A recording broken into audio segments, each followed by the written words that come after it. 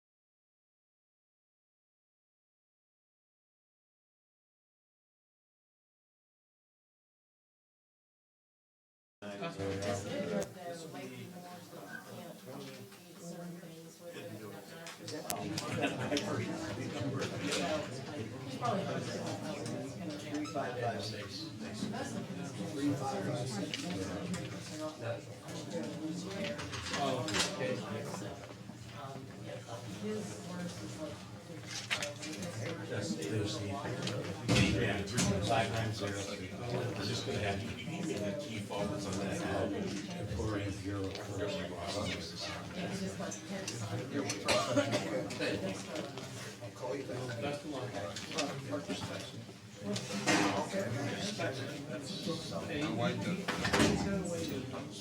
I'll send you a text, you guys.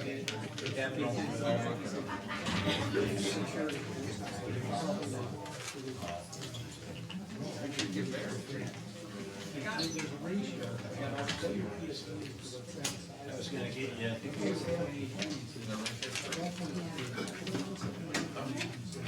I got 10 minutes.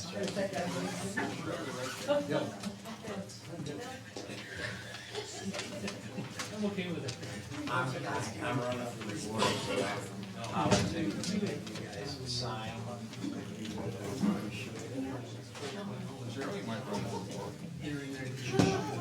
I'll sign hers. I committed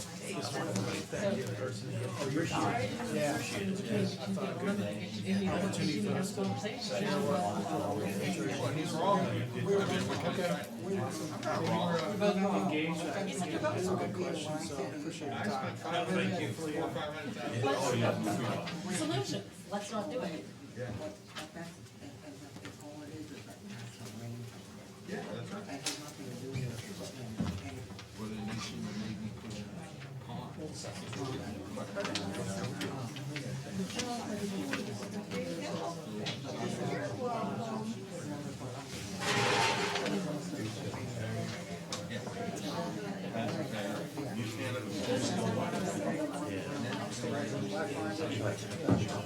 Yeah, it's just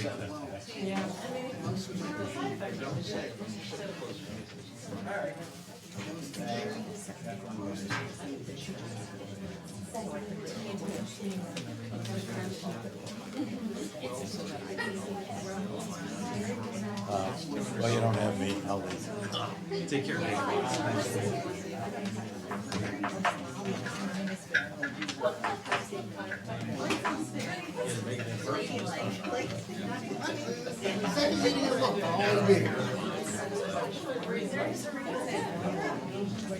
See how that desk holds? I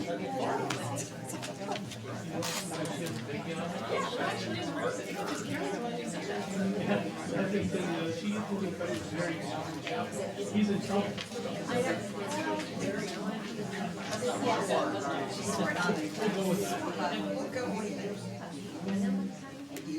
We're already taking care of it.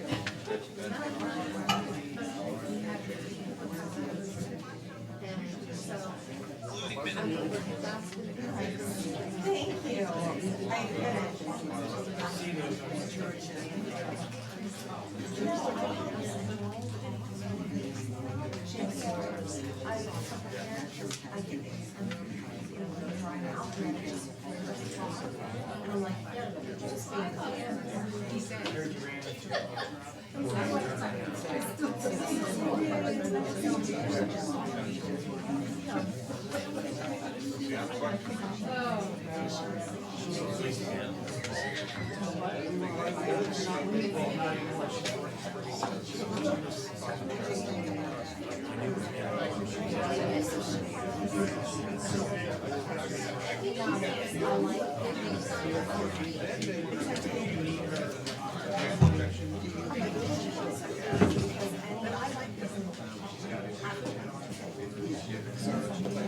That's all right.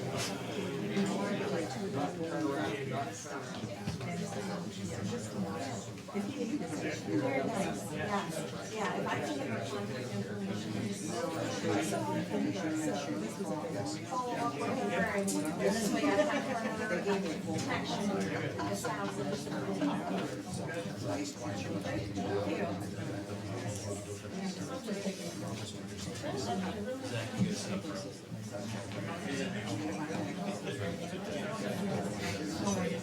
found it particularly funny. There was someone on Facebook that was saying, I can't believe they made that room smaller. Yeah.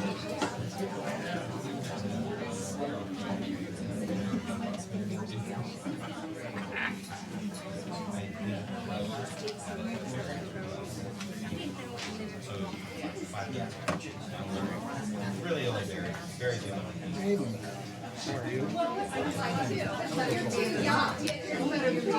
Trying to send you a couple emails. You'll trust them.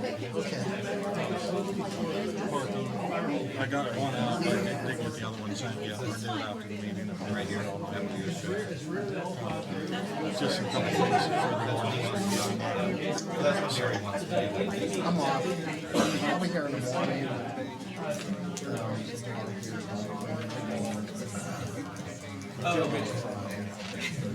Got it. Very well. Largest copy does, maybe they'll be good. Thank you. Giant brown can. My wife and I were on bag of I always call that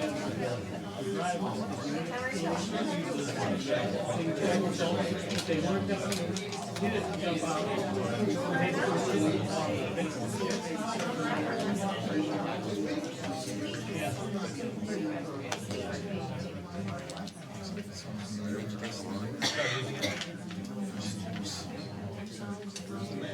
I knew they were out there, so I knew something was working on there. I think some I work with you guys.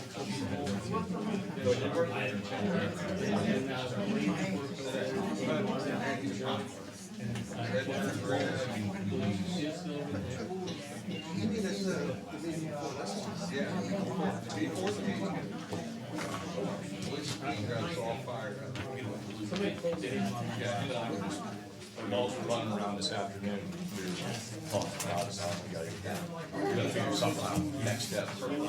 I did. Money was paid.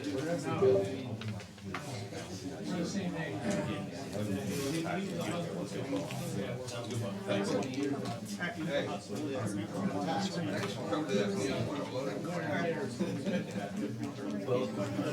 Do you think that helps? Do you think it helped us? I think so. Which one? It's been a long day so far.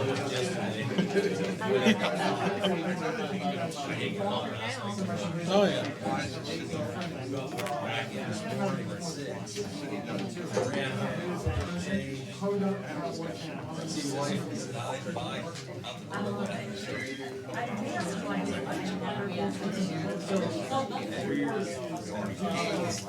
That house on the number one street was on fire where the drunk people live at the end of St.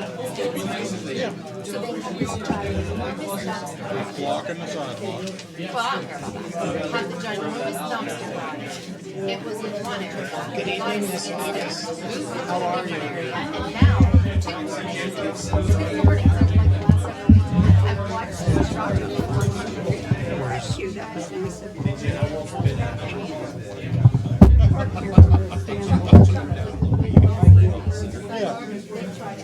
I don't know that you guys will want me anytime. I have to ask you more stuff.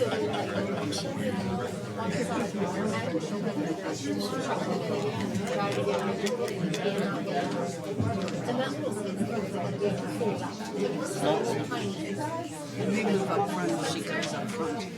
I do have to ask you something, but it'll be probably after the meeting. Are you running away?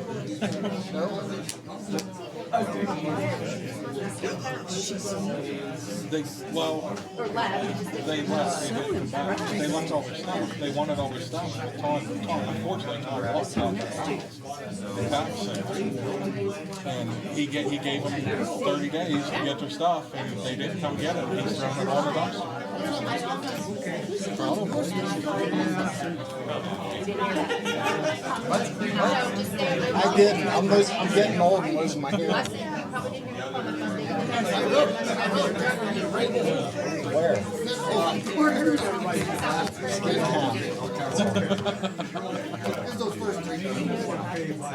Oh, I'm sure there was. Yeah.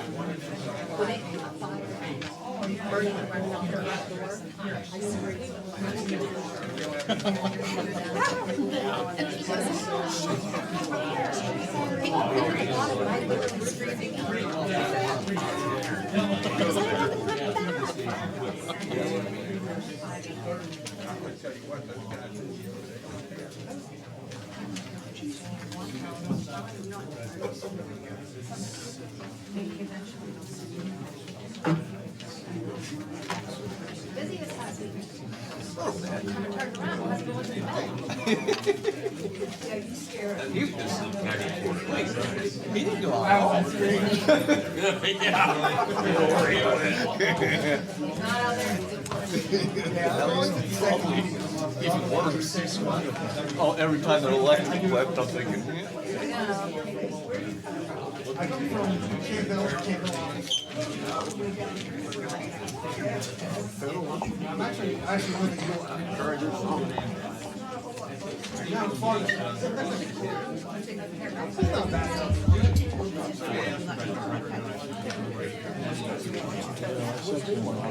How are you? I'm seeing you at Walmart for. Yes. I try to stay out of it. I'll give that to her, thank you. You sent me one? I sent you one. I have a couple sample ones. That was the only one I printed. City of Vienna.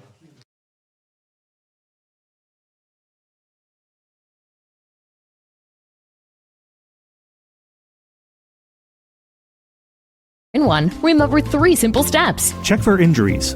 Call the police. Then call Cataldo's Collision. Because Cataldo's Collision isn't just any body shop, they're auto body specialists. At Cataldo's Collision, they work for you, not the insurance company. From certified technicians to pickup and delivery service, they use modern technology to get you back on the road fast, with your car restored to like new. Cataldo's Collision in Dubois. When it matters most, they do magic.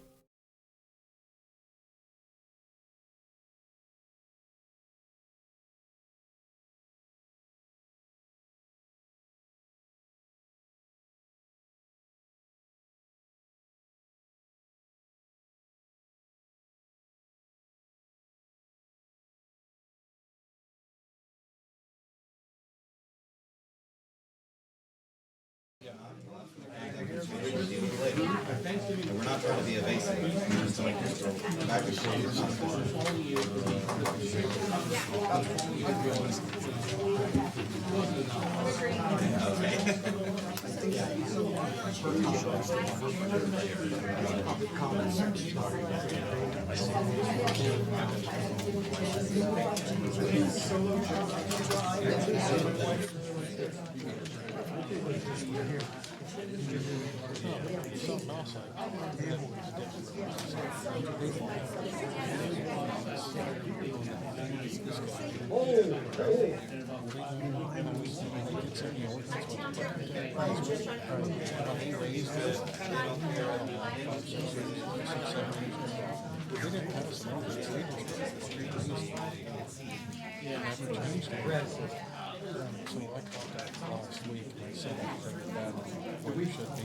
We all have like this. Hold on, we're fixing a computer problem. We're almost ready.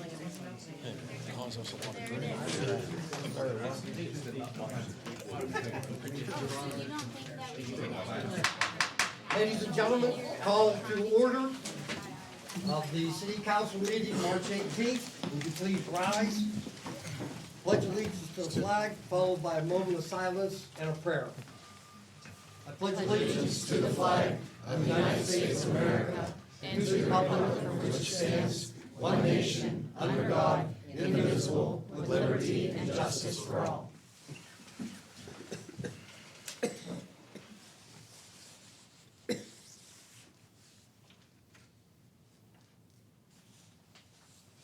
Thank you very much. Let us pray. May the words of our mouths and the meditation in our hearts be acceptable in your sight, O Lord, our strength, and our Redeemer. In Jesus' name we pray. Amen. Amen.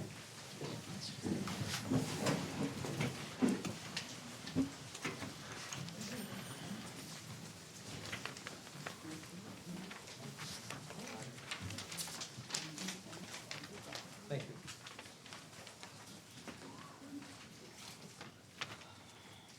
Roll call, please. Whitaker. Here. Beers. Here. DeRuge. Here. Malika. Here. Petrillo. Here. Sullivan. Here. Abbott. Here. For announcements, if you'll just bear with me for a minute, if we have a large group talking on the same subject and you want to declare a spokesperson, that is fine with us. We will not stop anybody from speaking here at our public meetings. As usual, our public comments will be held to 3 minutes per topic. And if you happen to have multiple topics, if you would please just say, I have 2 topics to speak on, so we're well aware of that. We really appreciate that. And thank you very much for your understanding. We do have a yellow card, please. At the 30-second ending, it'll be held up. And I'll say 30 seconds, and I'd appreciate if you would somehow come to an end. Again, if you want to go right into your second topic, you can say, I'm going into my second topic. I appreciate that. Any questions on that? Thank you very much. Also, during public comments, we, the council, nor our management team are open for debate. If you do have questions and you need something answered, please direct them to our management team. They will take your contact information and we will get back to you. That will stop a lot of he said, she said debates and open forum type deals. Mr. Attorney, any questions on that? Yeah, it is public comment, it's not public question and answer session. We're not at the House of Commons in England. We're happy to hear your comments and we'll be able to respond, but we want to make sure when we respond accurately and correctly, so sometimes we need to look that stuff up. Under announcements, before we get into it, we do have a special guest, John Hibner, and John has the floor. He would like to talk a little bit about upcoming community days. John. Yes, sir. Thank you for the opportunity to do this.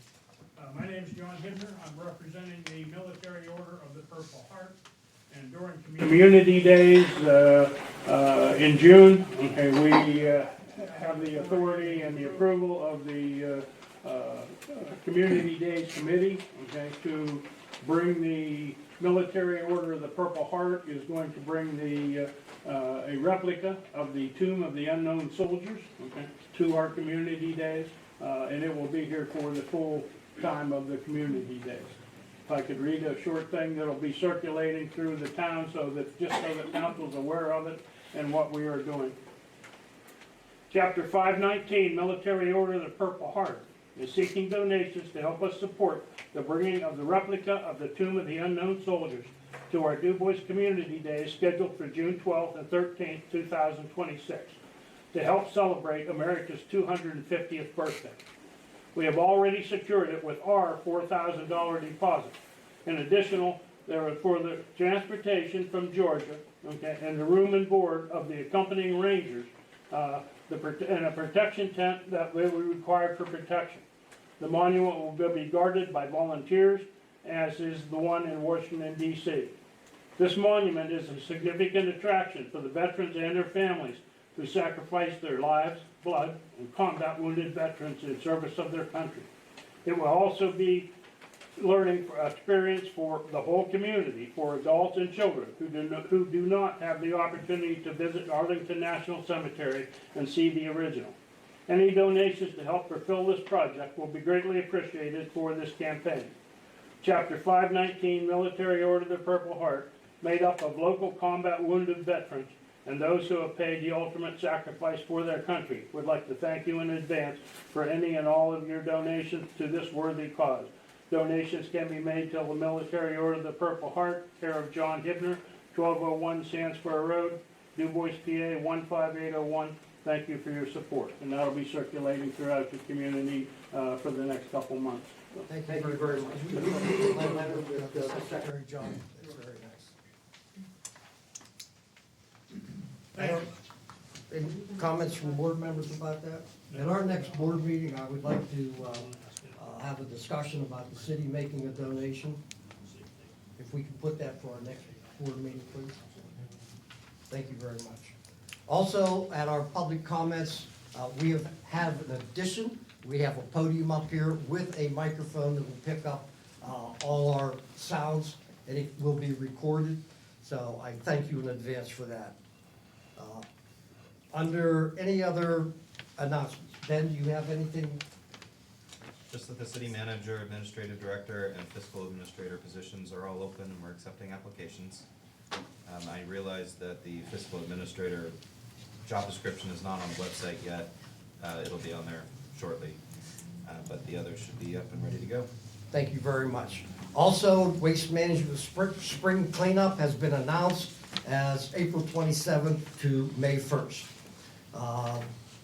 We had no executive sessions today.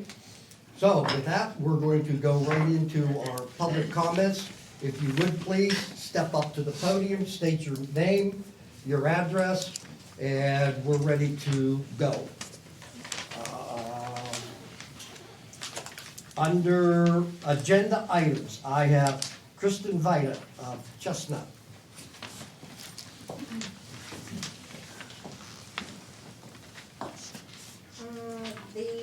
I guess the item I would like to discuss is under new business, a request for proposal for Oklahoma and North Point fire halls.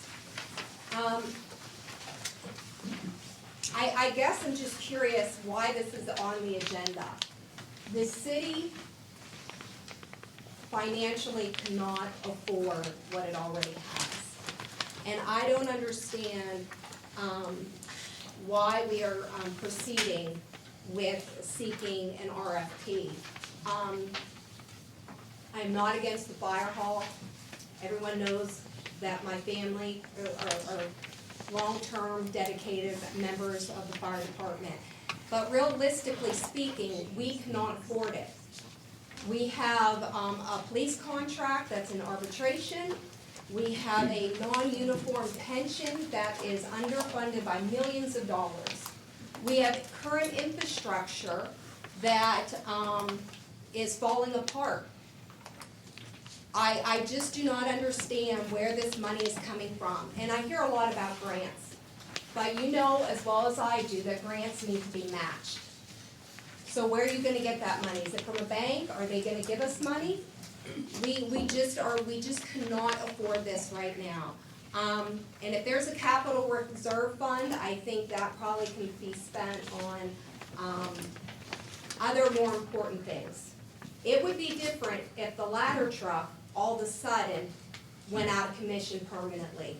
Then I would absolutely be in favor of something like that. But these fire halls do not need to be built right now.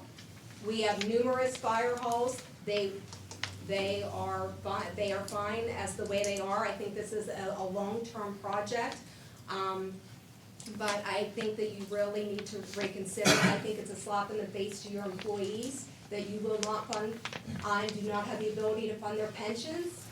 But yet we're building infrastructure when we can't even afford to fix the current infrastructure we have at the ball fields and at the balls at the end of the boulevard. So with that, thank you for your attention. Thank you. I'm gonna need a little help here. Jan? Jan? Thank you very much, Jan.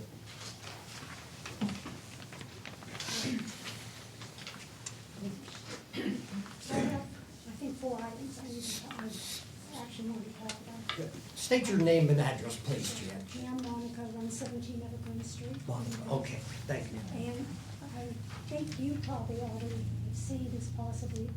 I had emailed Lisa, and she was kind enough to answer my questions, so I want to do my questions and read her answers, just to get it into the record. My first one was, I saw where there was a position of a finance director had been changed to Director of Finance and Administration. The city definitely needs someone with financial experience, and I certainly hope this position is mainly financial and not administrative. In the past, we had a treasurer who would hopefully assist in this position, but now I believe the treasurer is only a signer of checks, not a true treasurer. Will this position mainly be financial? And Lisa's response was, this position will be filled with a candidate that has a strong financial background. This city is in need of a strong financial head that can lead the fiscal team to solid practices and good reporting structure for the city to make sound decisions in their leadership journey. The prior treasurer did work in the office on a consistent basis, collecting taxes and signing checks, but did not involve herself in the financial policies and practices of the organization. We will be looking for a leader that can lead people as well as those financial processes.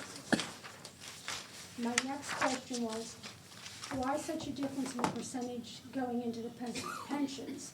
The way I understand, uniform police is funded over 100%, and non-uniform city workers is a little over 60%.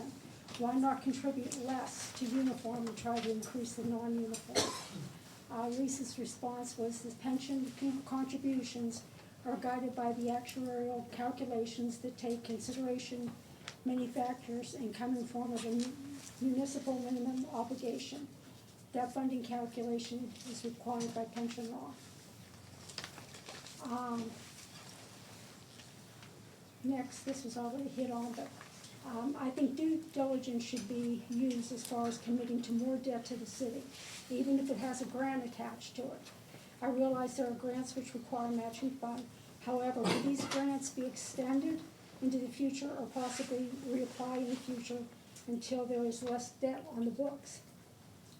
And Lisa's response was, I feel the same way about this. The city needs to be considerate on concentrating all debt reduction. One of the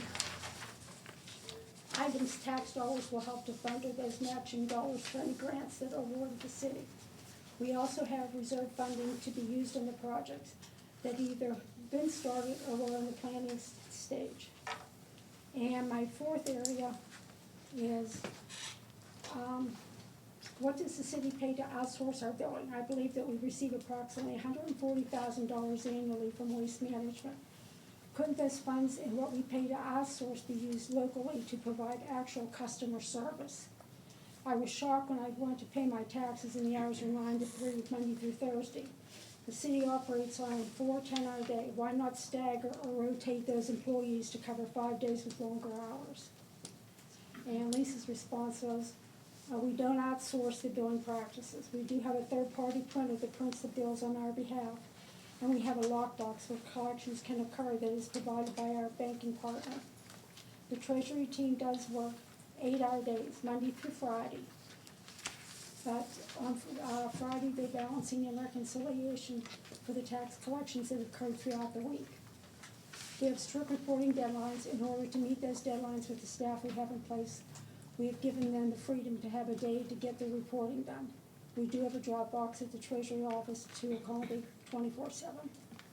And the fifth one is okay. Done? Thank you very much. Thank you very much. Thank you for staying within the timelines. The next person to speak on agenda items is Jen Jackson.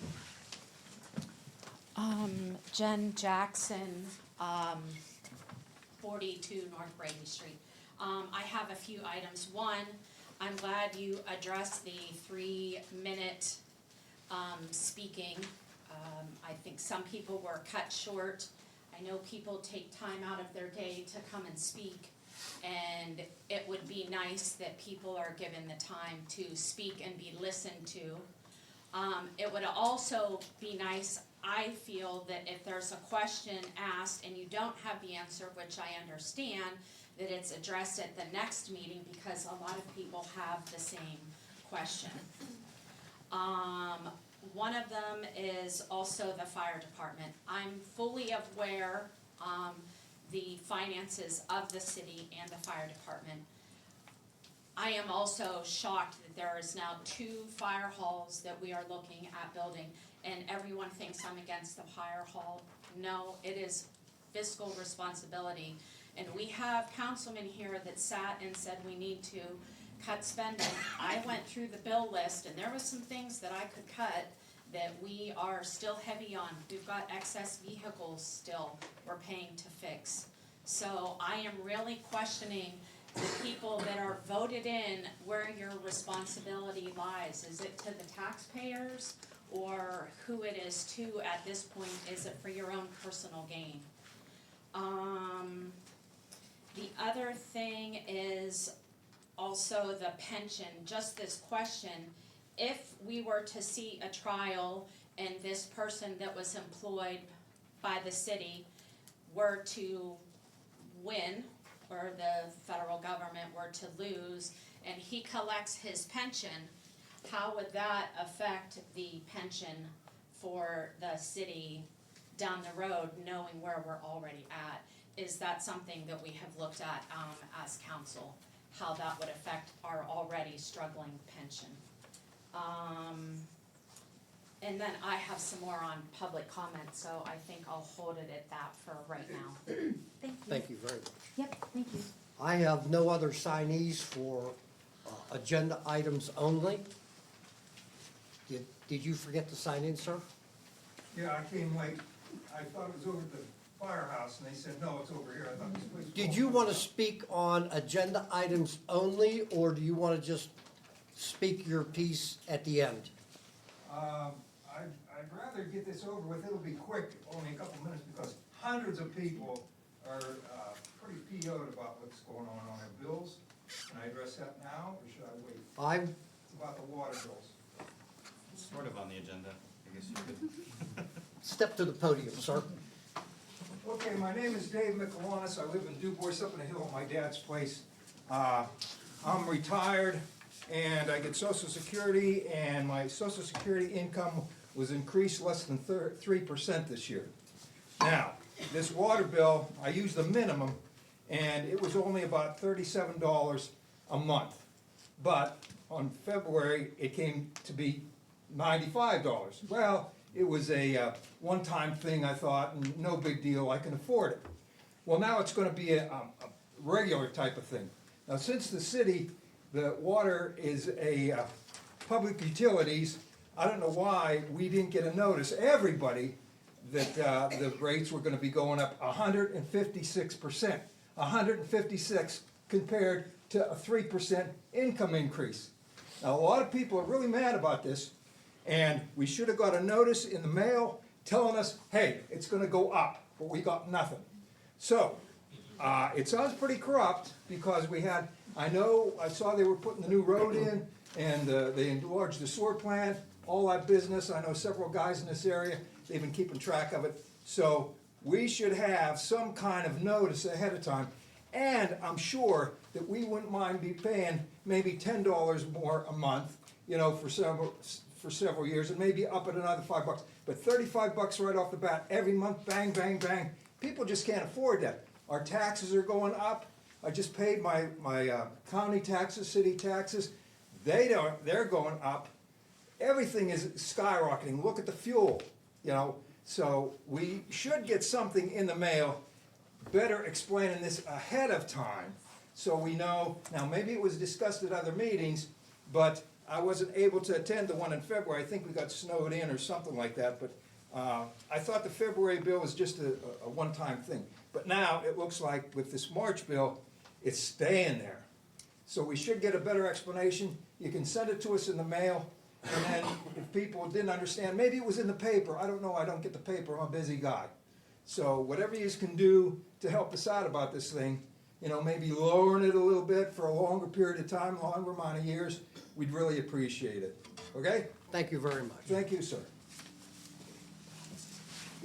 Sorry you missed the sign-in.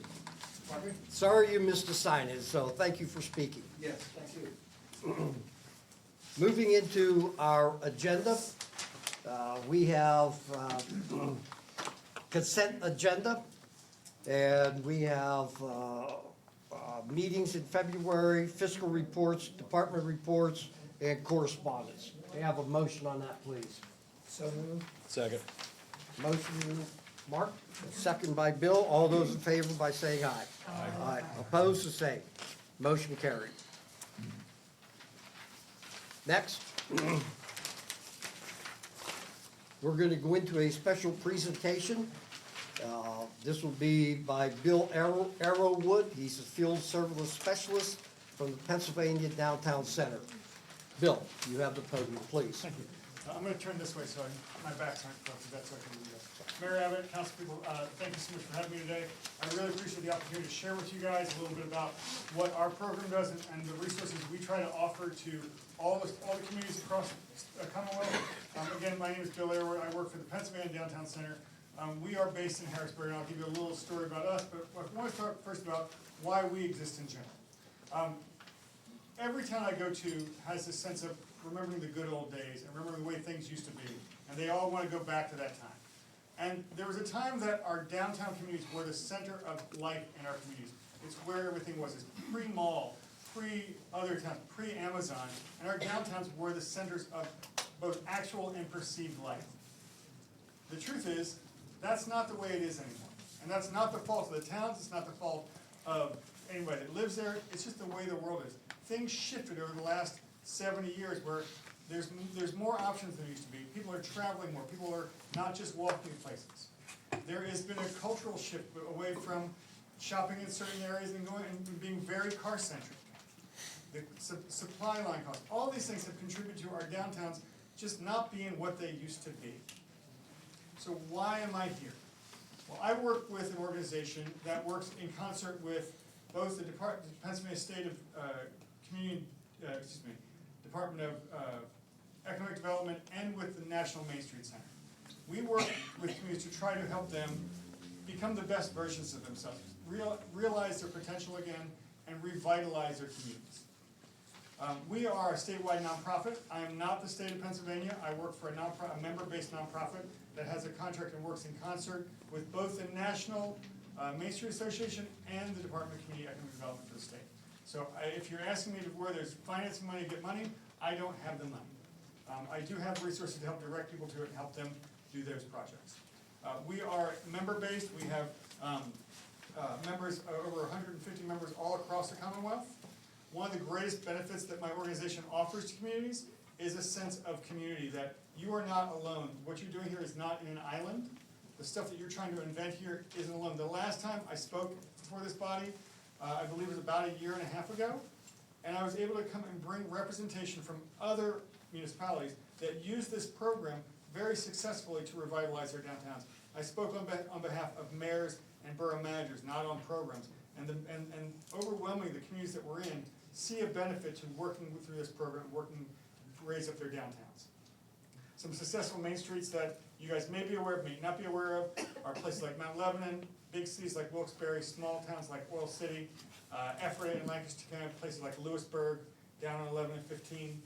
I have dozens of communities that are using this specific approach to revitalize their downtowns, to make their downtowns the version that they can be again.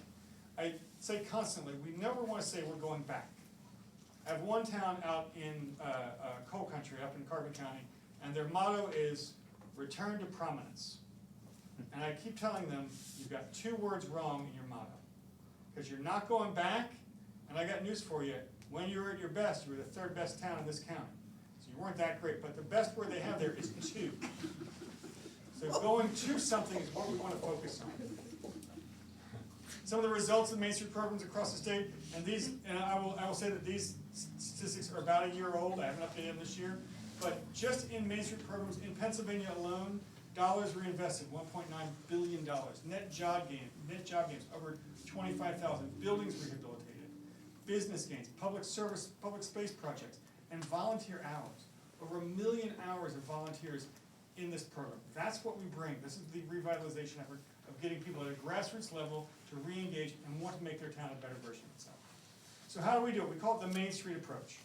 And I'll go fast because I know we've got a lot to talk about tonight, so I'll go fast. But the Main Street approach makes the work of revitalization, it breaks it into 4 chunks. And the 4 chunks are so that people can understand that is, you say economic development, folks, it's just sort of very amorphous. You're saying we're trying to do good in the neighborhood, that's Applebee's.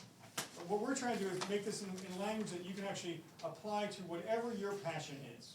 So from a design standpoint, we talk about design, we talk about what the physical nature of the downtown is. What does it physically feel like? What kind of movie would we make in your downtown as it stands right now? What does it feel like to walk down the street at 10 o'clock on a Sunday morning? What does it feel like to walk through at 10 o'clock on a Friday night? That's the physical design of the neighborhood. From a promotional standpoint, it's not just having events. We think it's great when somebody's in charge of doing the Easter egg hunt or making sure Santa Claus arrives on the Saturday after Thanksgiving. Those are intrinsically valuable quality of life events that happen. But we're talking about events that actually tell the story that you want your town to tell. We want you to promote and develop marketing that says, this is our story. Remember that time? It's creating a shared history. In my hometown, we have a colonial event that's been happening since 1974, the year I was born. And it is not so much that people really care that it's a colonial event, but it is the singular event where people gather and they tell their stories and everybody comes home for it. And that's part of the story of our town. So we want the events and marketing you do to be part of the story of your town. From an economic vitality standpoint, from an economic development standpoint, it's not about filling every business space. I promise you, if you wanted to fill every business space in downtown Dubois, you could put a nail salon, a pizza shop, and a vape shop in every single one. It doesn't really help the character of your business if you're not really working with the developers, you're not working with the property owners, you're not working with the businesses to create a diverse mix of businesses and do what's best to showcase the community. And that comes through permitting, it comes through zoning, it comes through opportunities for grants and development. And then from an organizational standpoint, we include organization as an essential part of the mix here, because without it, you have a three-legged table.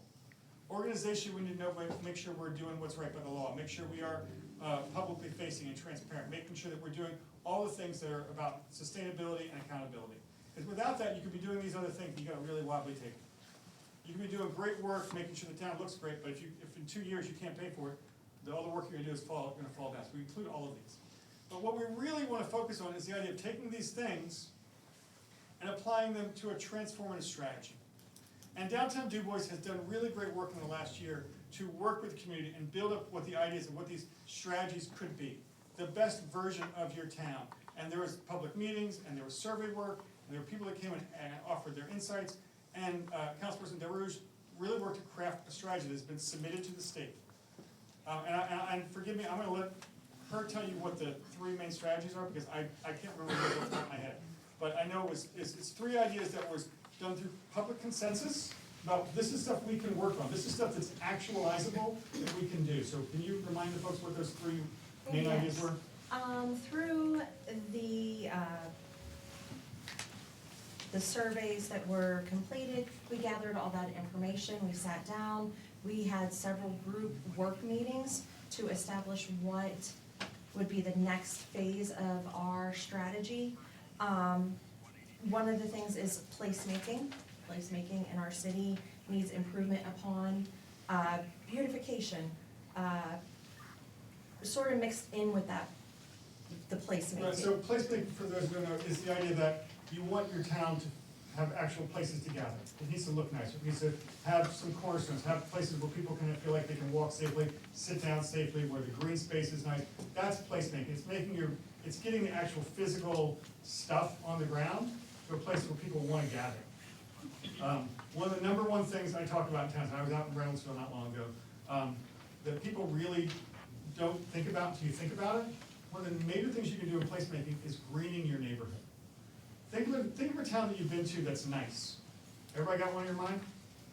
Like a downtown, like, this is nice here. Are there trees on that street? You've been to a downtown where you're like, I'm gonna keep right on driving. Is it barren and cold and no trees? Probably. Reynoldsville cut down all their trees because people complained about the birds pooping on their cars. They didn't take into account the fact they have overhead power lines, and the birds just sit on the power lines and just poop on the car stick. And now they don't have trees. So placemaking is the art of looking at what you have and sort of, let's make this a place where people want to hang out, where they want to gather. What was another one? Blight, along with property development and revitalization. Right. Big one in downtown Dubois, right? A lot of, you guys don't know what blight is? Blight's when a building's dumpy, needs work. Remediating that and changing the physical appearance of your downtown through working with property owners, getting grants, getting tax credits, get people to invest in those properties so they don't look so shoddy, is huge. And there are real tools that you can use through this program to improve that. And the third one? Branding and storytelling. Right. So, what's the story on Dubois? I'm asking you, what do people say? Corruption, number one. What do people say about downtown Dubois? Blight. Run down, huh? Skill games. You guys will get into that all on your own. I'm not gonna touch that one today. That's a whole other week. What's the story you want to tell? You want people to think that this is a place that's rising, it's a good place to raise your kids, a place where I want to be. Using this work, you change that narrative. And this is the slide I love the most. Of all the slides I like to teach from, this is the one I like the most. What the Main Street approach does is it gives both your city, gives your residents, it gives people that are trying to do this, the ability to be better storytellers. How many of you guys have a Christmas movie you watch every year? You've seen it 100 times. Elf? Anybody watch Elf every year? It's a Wonderful Life every year. Muppet Christmas Carol, that's mine. Christmas Story. Christmas Story. How many times have you seen Christmas Story? About 50. Why? It's a good story. You could tell me the story of Christmas Story from the beginning to end right now without even blinking. You'd probably quote half the movie if I needed you to. Because it's a good story. When we tell good stories, people will repeat them. Then when they believe it, then you're actually making change. More than anything, Main Street helps you develop the storytelling tools to make people believe in where you live, and it's a good story. If you continue to let the story of corruption or blight or things ain't like they used to be the dominant story of your town, it will always be that story. This effort, this approach gives you the tools, it gives you a point of view, it gives you a plot, it lets you know what the setting is going to be. It has a theme, it gives you the characters to be good storytellers. That's what you get out of this program. So, right now, Downtown Dubois has a pending application for a Main Street designation. That is a statewide program. It's very hard to get. The application is very arduous. It has a lot of moving pieces and a lot of requirements. It takes a long time to do. It took almost 7 or 8 months to get it done here. And I think there's even maybe a little longer than that because of the change of the city. There's some time that we waited till things change over to do that. It's a lot of data, it's a lot of information, it's a lot of, as Councilperson Dory said, a lot of public comment that goes into it to make it not the organization's idea, but the community's idea. And then once you're in it, it's a 5-year program that offers real specific opportunities for the downtown. And these programs are specifically written for core communities. That means you pick a footprint inside the downtown, and this is the program area we're going to work on for 5 years. It can't be citywide, it's not developed for citywide programs. It's developed to say, where are we going to start to fix the problems? Because you can't fix problems everywhere all at once. You have to pick a spot. And that's what it does. And it says, these are the transformative changes we're going to work on. These are our tools. So what does it do? It gives you a strategic plan and a schedule. It gets multiple organizations under a single mission and goal. Currently, it has operational funds, which is something that's pretty rare in the state program. It has funds that help the program actually run what it's doing, to pay its salaries and keep its lights on. It gives the downtown priority consideration for other funding opportunities. So if there's other state grants available, it makes the downtown extra eligible. And again, these programs are not available for citywide programs. This is for core communities. It gives you free technical assistance and training. Dubois has already benefited from these programs. Last year it was part of the National Main Street Economic Ecosystem Program, where it got, I think, 10 or 15 grand. Yeah. So it's already benefiting the community. It already has a facade grant program that it's been working on for years to benefit these communities. They're only for focuses for downtown. Some of the other funding opportunities that are available to Main Street communities and for downtown focuses, planning grants to figure out if you need to do a new streetscape. I hear there's a roundabout coming. How do we know that that's a good idea? Well, we have to pay somebody to actually design it and do the work. So there's money available to make sure it's a good idea. If it's not a good idea, you actually get the expertise to find that out. You get to pay somebody to do it. Facade grants, business development grants, which is money that you can get for businesses on the inside of their business. You need a new refrigeration system, or a new point of sale system, or you need a fire suppression system. There's money available for downtown business for that. There are things you can apply for, like downtown development grants, which is a big single property, like a big giant property that's a big hulking mass, like a former beauty school that's downtown, that needs someone to invest in it. There's money available for those sort of things. One of the biggest things that's available for this program is what's called the Neighborhood Assistance Program Enterprise Zone Tax Credit. That means within the footprint of this program, a private investor can come and say, I'm going to buy that building, I'm going to invest in it. He then becomes eligible to apply for a 25% tax credit from the state for the money he uses. Why is it that way? Because we know that we need to concentrate what we're doing. It's the same as essentially what it does is it makes your downtown an enterprise zone or an opportunity zone. It's for distressed communities, and sometimes it needs a little push to get things moving. It incentivizes someone from investing downtown where you need the investment badly and taking it out somewhere at a plaza or an office park that's outside of town that may not need it. It gets the investment back into the downtown. So the big question, what is it that you guys want to be when you grow up? What does the best version of Dubois look like to you? And I think that's the work that Councilperson Dubois did with this application, but it's an ongoing question. And again, don't say we want to go back to the way it used to be. You're never going back. Blockbuster Video is never coming back in business. You're going to look forward. You're on to. Where are we going to? So Main Street's job, perceived, is to reverse decades of global economic trends, make every business profitable, fill every vacant space, increase the local tax base and the job base, ensure that every event is packed, raise the millions of dollars, including their own salary, and do it all before the next election cycle. Is this a likely scenario anywhere? Our job is to be the place where we are the tide that raises all ships. That is the Main Street's job. It's the job to figure out where to plant the flag, where to plant that tent pole that we're going to start from. You can't start everywhere all at once. You start in one place and we're going to fix this. And that's going to raise the tent and it's going to trickle down to everywhere else. And in a city like Dubois, it's downtown. You start downtown where you know you have problems you can fix, you can be active about them, there's programmatic money to actually work on them, and then that's going to ripple out. That's what our program does. That's what we are effectively doing in partnership with Downtown Dubois, and that's what we bring to as far as resources to help you guys do that. There are funding mechanisms available. I know that you guys have some ideas later on about how to fund not only this program but other programs. There's a bunch of options, and again, one of the benefits of the network that you're going to go to is that your new borough manager, when that person comes on, and Downtown Dubois and the city council will be able to reach out to some of these other communities that are doing this work and figuring out how they're doing it. And get ideas. One of the best programs we have right now is in Bedford. You guys know where Bedford is? Mm-hmm. Bedford has a downtown program. It's a really successful one. Bedford's one of those towns you guys have been to. It's like, you're nice here, right? Yes. Didn't used to be. Bedford used to be a town with a resort. Now it's a resort town, right? Large part because of their downtown group is making people realize you don't have to just go to Bedford Springs. By the way, go to Bedford Springs, but hey, come downtown and go to our wineries and go to our things and shop at our stores. They're doing that. The downtown organization is what's making that happen. But they have a really great arrangement where they couldn't figure out how to provide their nonprofit staff with benefits, couldn't get them insurance. So they entered a contract with their borough so that they can become a pass-through. It's a really interesting, so there's unique ideas about doing funding, about coming up with things. The tax credit partnerships is something a lot of organizations do. That's where you find a local business who wants to invest and they get tax credits for their investment. And it gets used for downtown development, it's used for economic development.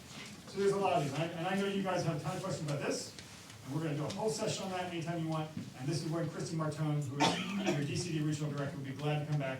She had a personal obligation, I couldn't be here, but she said she'd be more than willing to come back in future months and get into the weeds on this stuff with you guys. That's my whole presentation. I think I did it in 12 minutes. I was supposed to be 8. I appreciate the time you guys give me. I'm here to take questions from the mayor and council, and I will take a limited number of questions from the peanut gallery. I don't want to sidetrack what you guys have tonight, but I'm here to be available. I'm also available. I will have to leave my cards with Councilperson Darouge, and she can be more than happy to reach out to me and let you guys know. If there's specific questions about this, I'm happy to answer those offline as well. Questions from the mayor and council?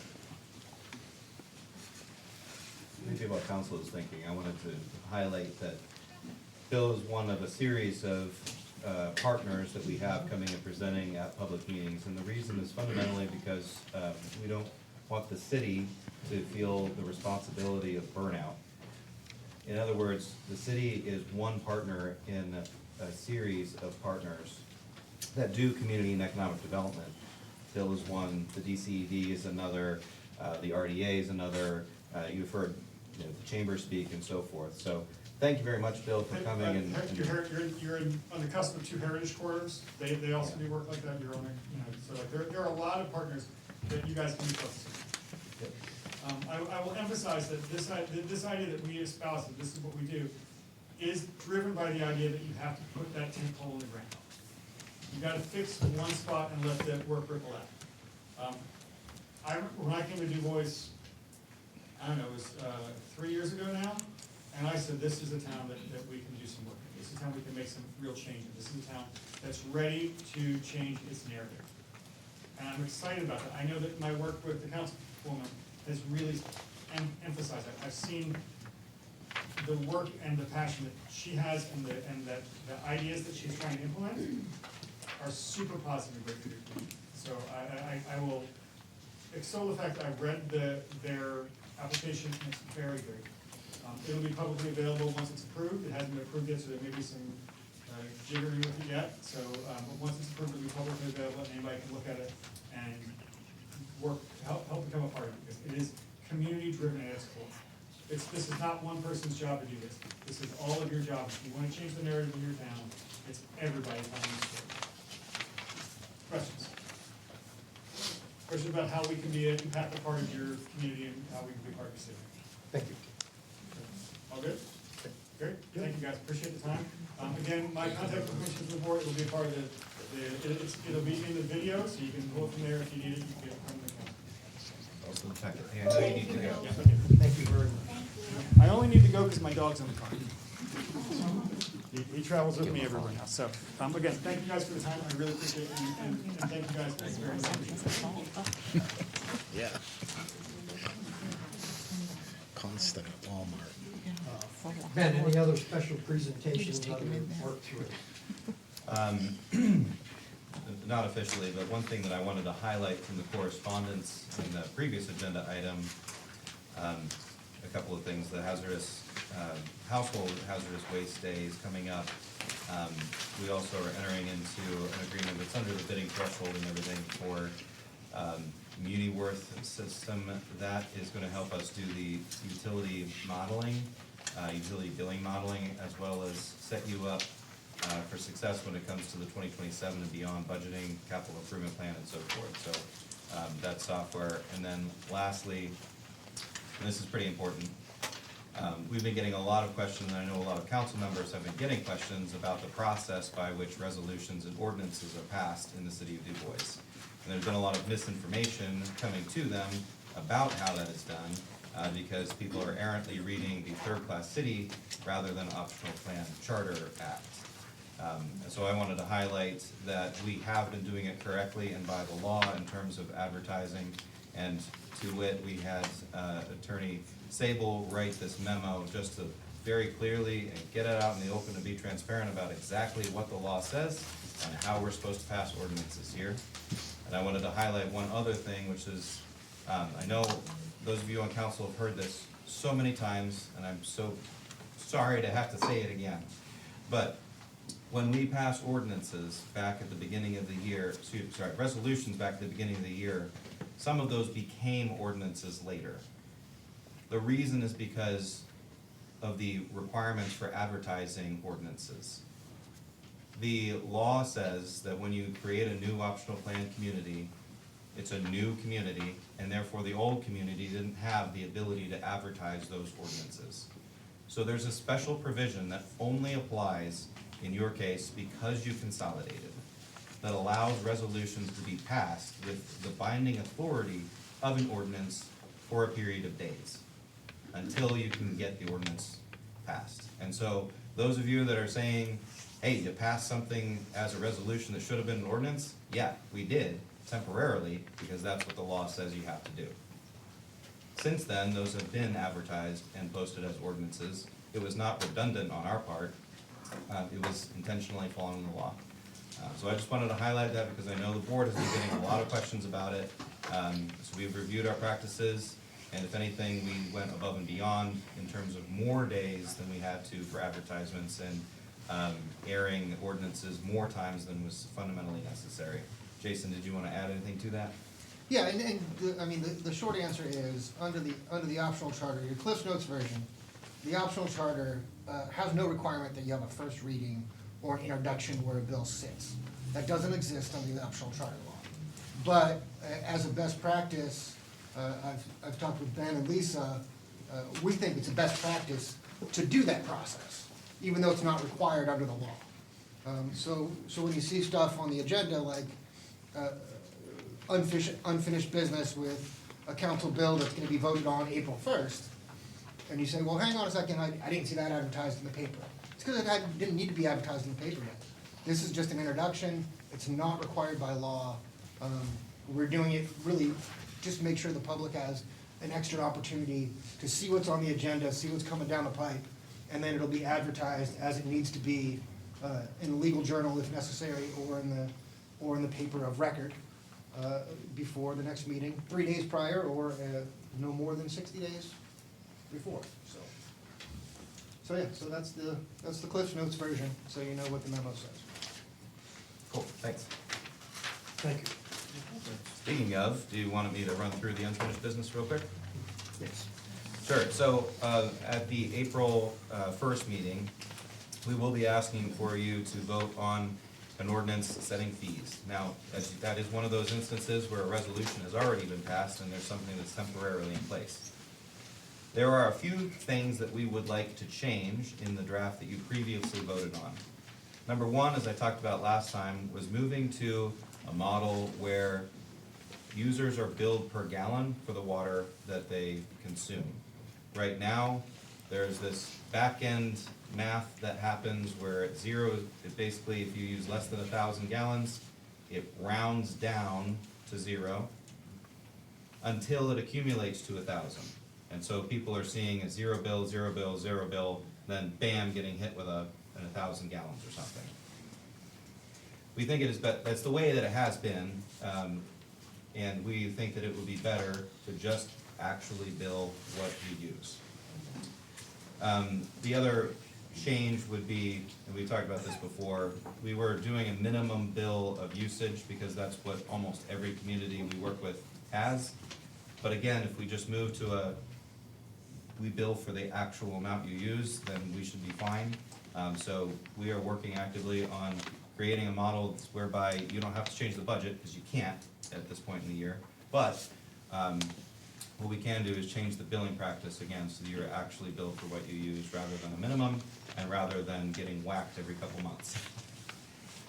So that's coming. Another is, we realized that there's a difference between turning someone's water off because they're leaving for their snowbirds and leaving for a period of time, and their water getting shut off because they haven't paid their bill. And so we would like to propose splitting those so that there is one fee that is much lower for a planned request to turn your water off, and the punitive, we're turning your water off because you're not paying your bill. So we'd like to split that. The parking fees need to be updated, on-lot sewage fees need to be updated, and then the board had asked us to look into a hardship clause, which I haven't had a chance, I don't think, to talk to you about, Jason, yet, but they would like us to explore the idea of adding a hardship clause for people with proven disability or something that causes them the inability to pay their utilities for a temporary period of time. So we would like to look at all of those and then re-advertise that ordinance. Again, we're asking for that vote on April 1st, so no action tonight. Next, handicap parking. We talked about this at the last meeting. Since the ordinance was drafted last year, there was a change in the law that allows it by right. Superload fee, I believe we talked about this at the last meeting and authorized advertisement as well. This would be to charge carriers that are bringing oversized loads through town that we have to escort with police. LRTA amendments, that one won't be until April 15th, correct, Jason? Yeah, if we had that, if we had the advertising, right, we'll have to check on it. We'll have to check, yeah. But anyway, that would be expanding the borders of, and scope of the tax credit. Next is the Recreation Authority, and I did have something there. Since the last meeting, we have actually had one or two new applications for people that wanted to be on that board.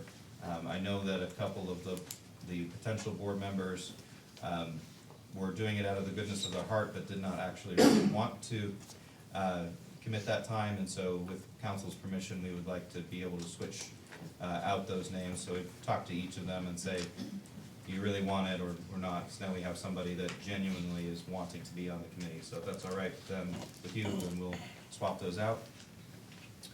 And then the final old business is that at the, oh goodness, back in January, February, we put out an RFP for engineering. At the last council meeting, the council created a little ad hoc committee to interview the respondents to the engineering firm proposals. That committee met and had recommended HRG, so we put that on the agenda for this evening. And I know, Scott, you wanted to say something about it? We spent 4 hours that afternoon meeting with Councilman Peters, Councilman Sullivan. We had 3 great firms that came in. It was our consensus at the end with all the change and everything going forward. Continuity was the smartest thing going forward, so the new city manager would come in to something running nice and smooth. So it was our recommendation to stick with HRG, just because we had so many projects, so many small things going on with them right now. And if the city manager in the future wanted to, you know, switch it around because they're not, you know, doing what we want them to do, that'd be great a year or 2 down the road. But with the sewage plant, the slab run, decommissioning, possible fluoride removal, we got the engineering tech doing so much with GIS, integrated with HRG, the zoning with Zach, I know he's got a lot going on with them. We got stuff with the water plant that's ongoing with HRG. The reservoir projects, we haven't talked about them lately because we're waiting on DEP. That's all wrapped up with HRG. So we're integrated with them pretty good right now, as we all know. We're pretty happy. Afterwards, we didn't have any issues with HRG.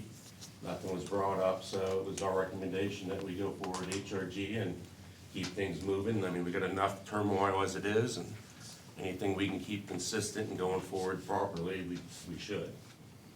Do you think it'd be wise that we hire a city manager prior to taking a vote on HRG? Personally, I would say no. I'd say you'd want that city manager to slide in and have a team that he can work with going forward, everything that's going on. I mean, if that was the case, then you guys never should have put us through all this aggravation, not to be ignorant to you. But that was a lot of time, a lot of effort, a lot of people were involved from the engineering firms and stuff like that. And if you postpone it, you try to do it again, I don't think you're gonna get a lot of good people to reapply. Hey, if you're not happy with them, get rid of them in a year. When the new manager's here, he's settled in, he's ready to go. And no offense, Jeff, but you know, if it doesn't work out, then you get rid of them then. But I mean, we got so much. It's just my opinion, and everything we got going on from the public works side. I just think it's imperative that we have a firm in place. So the city manager, that's one less thing he has to worry about. He's gonna have a lot to learn. There's a lot going on in this town. City manager could be a he or she, correct? I apologize. The person that comes in as city manager, Thank you. I'm used to working with both. We got a team, so. So it's your recommendation, and Yeah, it was all 4 of us. Scott, Bill, And Dave. Yeah, and Dave. and Dave, that, Yeah, and Mark, that we're all set. When I left there, I went down and talked to Ben and Lisa and said we were good to go to put it on the agenda for tonight and approve them. Actually, Barry, I looked at that motion. We move forward, approve them. Bill makes a motion, we move forward with hiring of HRG. I have a question first. I second. We've got a second. I second. Okay, Mike seconds it. Question from the council. Yes, ma'am. Don't you worry about using HRG for everything. City business. Thank you. Actually, we don't. We have several other ones. Yes. We brought that up also, ma'am, that we talked about that, and we're not putting all of our eggs in one basket. monopolizing certain businesses. No, there are other- We're using other ones for like our, out in our Kiwanis Trail We got project. Gannett Fleming and Kiwanis Trail, we got Yeah. Stahl Schaefer doing other projects off of 219. Okay. We just need a firm for our everyday phone call business now that we can get responses. Thank you very much. Okay, we have a motion on the floor by Bill, seconded by Mike, to hire HRG as our engineer. Roll call vote, please. Whitaker, Yes. Beers, Yes. DeRuge, Yes. Malika, Yes. Fitzgerald, Yes. Sullivan, Yes. Abbott. Yes, motion passed. Congratulations. Thank you very much. Yes. Next thing on the agenda is also HRG, so why don't you just go ahead, city engineer, and describe the Coke Hill distribution This project. is the project, Coke Hill Water Distribution Main that was bid recently, and the board accepted the bids from the apparent low bidder, which was CNR. Our engineering agreement was up to the point of bidding, which is something typical that we do because we're not always sure that the project will move forward into construction. So this is a supplement to our original agreement that would include what we call contract administration, which is administering the contract, which would include progress meetings, application for pay rates, review of RFIs, change orders, kind of administer the contract. And then also there was another task associated with that, which is, we call it RPR, it's called inspection. It's having somebody on site to monitor the construction of the contractor. Those are the two tasks involved. I talked to Lisa a little bit about, I will say, being rather efficient from our firm is the gentleman that's at the water, or not the water, wastewater treatment plant now was identified that he could kind of move back and forth between the two. I think that represents a good option. There's some savings there. So that addresses those two items for moving forward with construction of the Coke Hill water line. Motion to approve the agreement for the Coke Hill Distribution Main Replacement, 2026-03. So move. Second. So moved, Bill, second by Shirley. All those in favor say aye. Aye. Opposed, the same. Motion passed. The next is a resolution authorizing application for the school resource officer.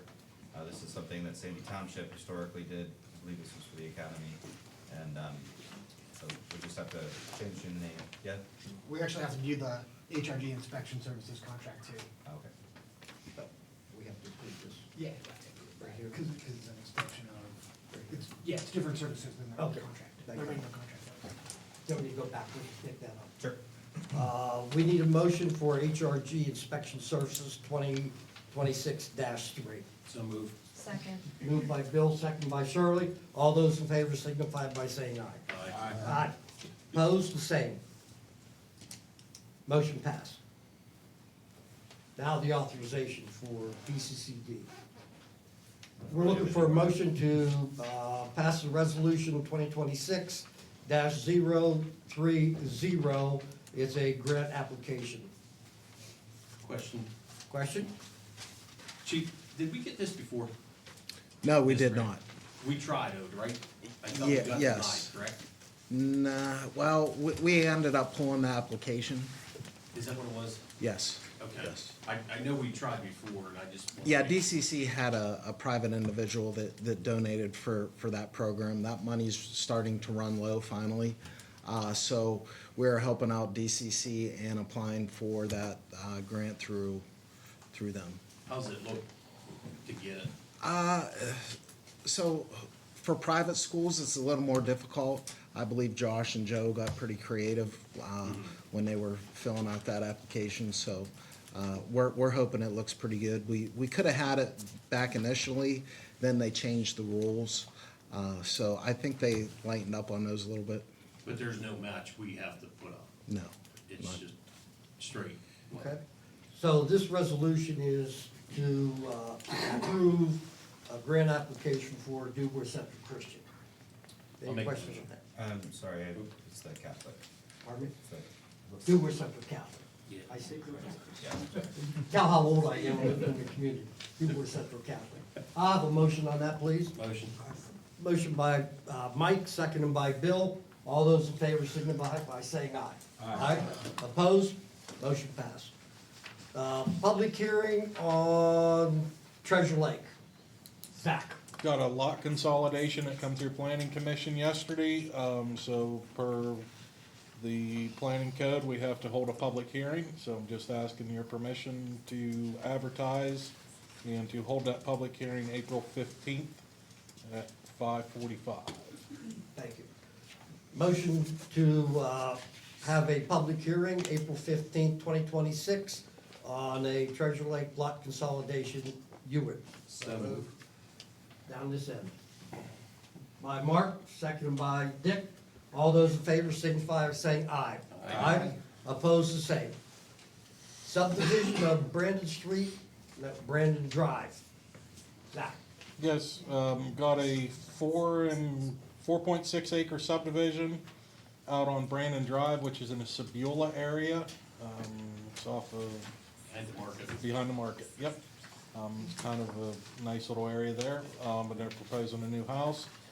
Everything was in order with that, and planning commission recommended approval to city council yesterday. So just looking for your blessing, and if there are any questions or anything on it. Looking for a motion for the subdivision of Brandon Drive, and that's a Delaney subdivision, Yes, correct? Delaney subdivision. At Brandon Drive. Looking So for a moved. motion. So moved. By Bill, Second. second by Mark. All those in favor say aye. Aye. Motion, or all those opposed say aye. Motion passed. Almost got ahead of myself. Request for proposal of Oklahoma North Point. This is an RFP for architectural and engineering design services, 2026-3. Could we hear some comment from the chief on that? Yes, thank you. Please. Chief. So this has been in the works for approximately 4 years. The committee, the fire department does have a building committee that has been meeting heavily over the last about 4 months concerning these projects. They drafted this RFP up to make sure that everybody's staying in the loop on this program. It is not a requirement of the RACP grant program to actually solicit your architecture or your engineer. But they felt that that was the best thing to do to keep it out in the public that this is going on. We feel that this is the next step that we need to take in order to find out what those numbers are and going forward and what the cost to design is going to be. This does not commit us to the project at this point. This is solely a source of the architect to, get an idea of what the initial cost will be. Thank you. Any comments or questions here? Mike, go ahead. North Point is obviously new construction. Yes. Oklahoma is rehabilitation, renovation, addition, what's involved there? Currently, we are looking at a new construction for them also. Same site? Potentially the same site. Okay. Will this involve merging with another station?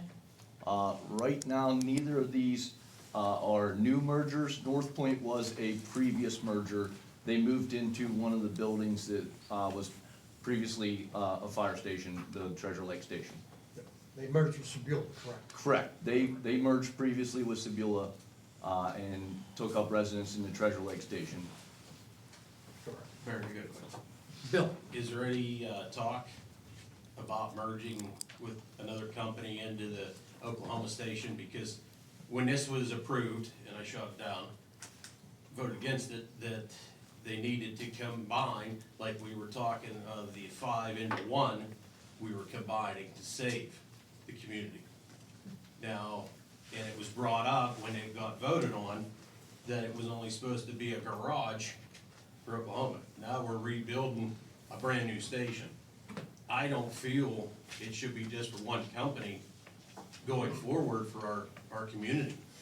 I think it needs a hard look at combining a couple more stations to better serve our community. And nobody here, and I'm a fireman, 30-plus years, I've been a line officer, over 28 years. And we're losing members, and I cannot see spending $2.5 million for 10, 15 people. We need to combine. I understood volunteers was gonna be part of it. There was some discussion about potentially merging a couple stations into that. It has not been formally put together at this point. I understand the concern of council. Yeah, Mayor, I would, if I could. Go ahead, Jason. I haven't had an opportunity to review this RFP. Okay. So if I could, I would ask you to table this until the next meeting, so that I can get some eyes on it and make sure that it meets all our legal requirements before we put it out. And then maybe some more discussion at the next meeting, if we could do that. Let's go up and down here. That we If table. proper, I'd make that motion. Before we make that motion, let's go up and down the board and see if any of the council members has any comments. Charlie? I have another question. So with the funding to go towards these, my understanding is it's the remaining grant funding monies that went into the renovations for this building? Is that what's being used? Yes. Okay. Some. Do we have an approximate amount that's remaining that would be used towards this? It's $900,000 from a RACP that was for fire station. It's a couple $100,000, I believe, from remaining from this building, and then a little over $1 million from a RACP that was related to ball fields. And is there a priority on these two stations? Let's say we do put out an RFP and it comes back and it is above and beyond what would cover two stations. Is there a priority of which station would come first? The previous consolidation committee for the fire department did place a priority on one of the stations. I would, if they came back again, I would go back to the building committee and ask which one is the priority at this time. Okay. Now, we are, just to elaborate a little bit about the RFP, it was drafted that the stations would be very much similar. We believe the building locations that we're trying to utilize would allow that, and that would cut down significantly on the design costs. So all the site development plans obviously would have to be separate.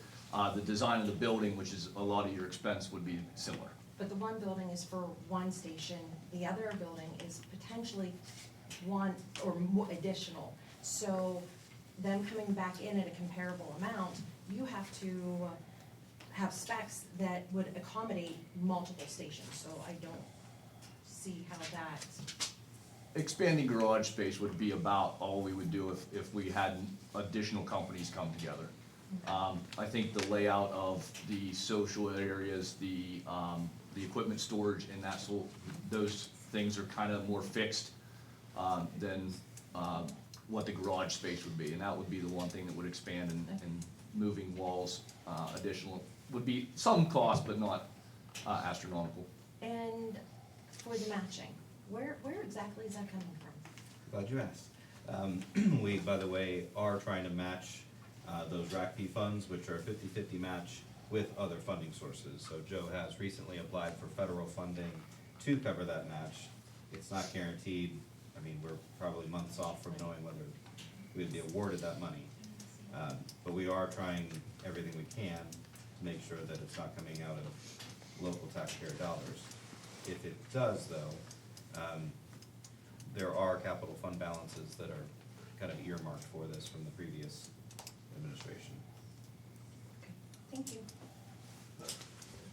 Now that's in the table. Any other comments? Sam, Mark? Yeah, I have a Sam. comment. Most of the research I've done shows, like Bill says, that instead of building two fire stations, you just build one, and maybe make it just a little bit bigger to get all the equipment. I'm not sure if we actually at this point need two. that's why we would need two of them when we're trying to reduce costs. So that's definitely Okay. Do we have a motion to table? Motion by Bill to table, second by Mike. All those in favor of tabling the RFP for the architects and engineering design services for fire, signify by saying aye. Aye. Aye. Opposed, the same sign. Motion passed to table the resolution. Thank you very much. Next on my sheet, I have the donation of acceptance of a boat and trailer. Also Joe. Joe. So we were approached by a fire company who no longer utilizes their boat, Lindsay Fire Company out of Punxsutawney. It is something that our water rescue team could utilize, so they are willing to donate that to us. Similarly, the county's water rescue team received funding from the task force to purchase a new enclosed trailer for the county team. The old county box trailer is then available, and the county is willing to donate that to our fire company also, which we have several different plans of how we could utilize it. So again, no cost to us other than probably some updating and maintenance costs, which we have within our budget to do. And where's this boat and trailer coming from? So the boat and trailer is coming, the boat with trailer is coming from Lindsay Fire Company in Punxsutawney. The trailer is coming from Clearfield County via the Northwest Central Emergency Response Group, which is the task force for our area.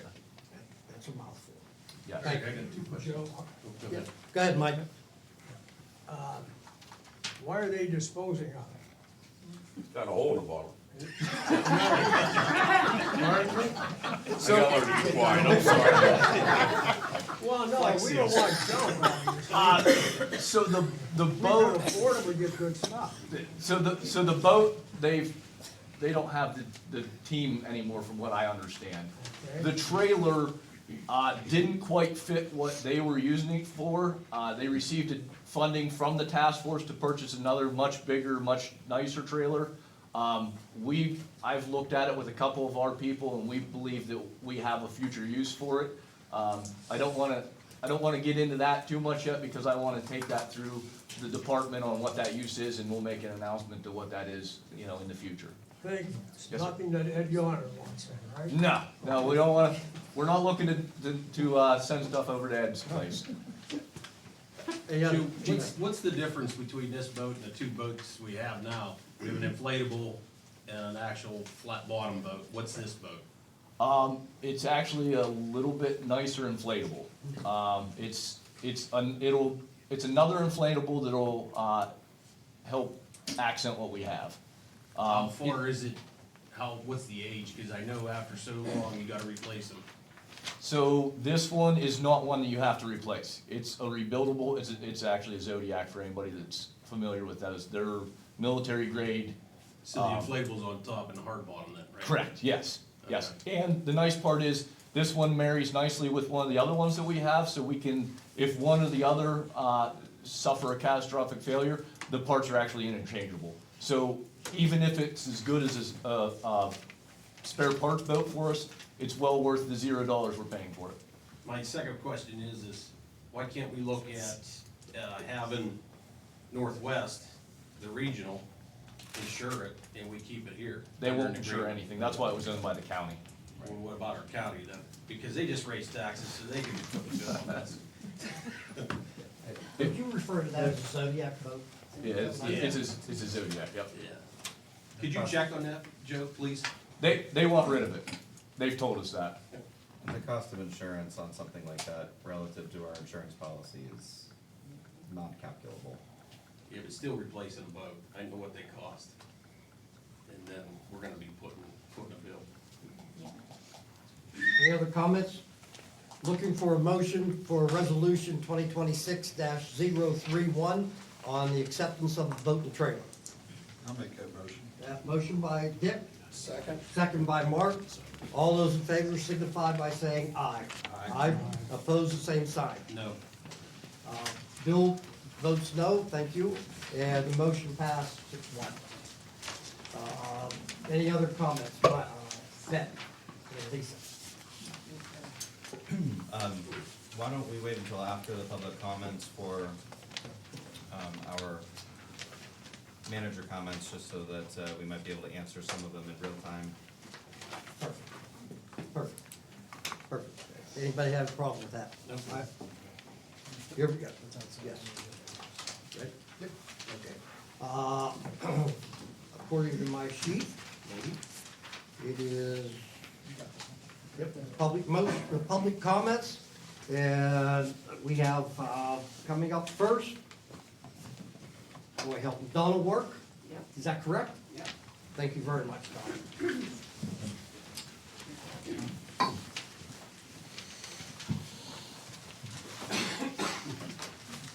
My name is Donna Work. I live in Sandy Township, on Maloney Road. I'm a Democrat.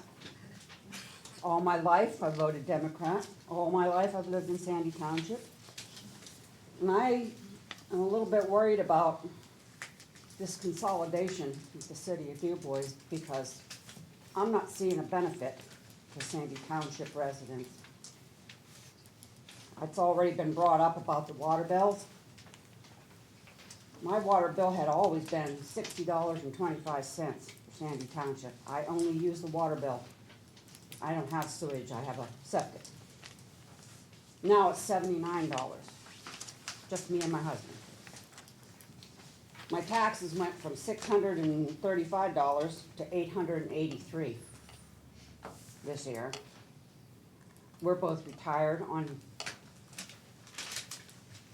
incomes that don't go up that high.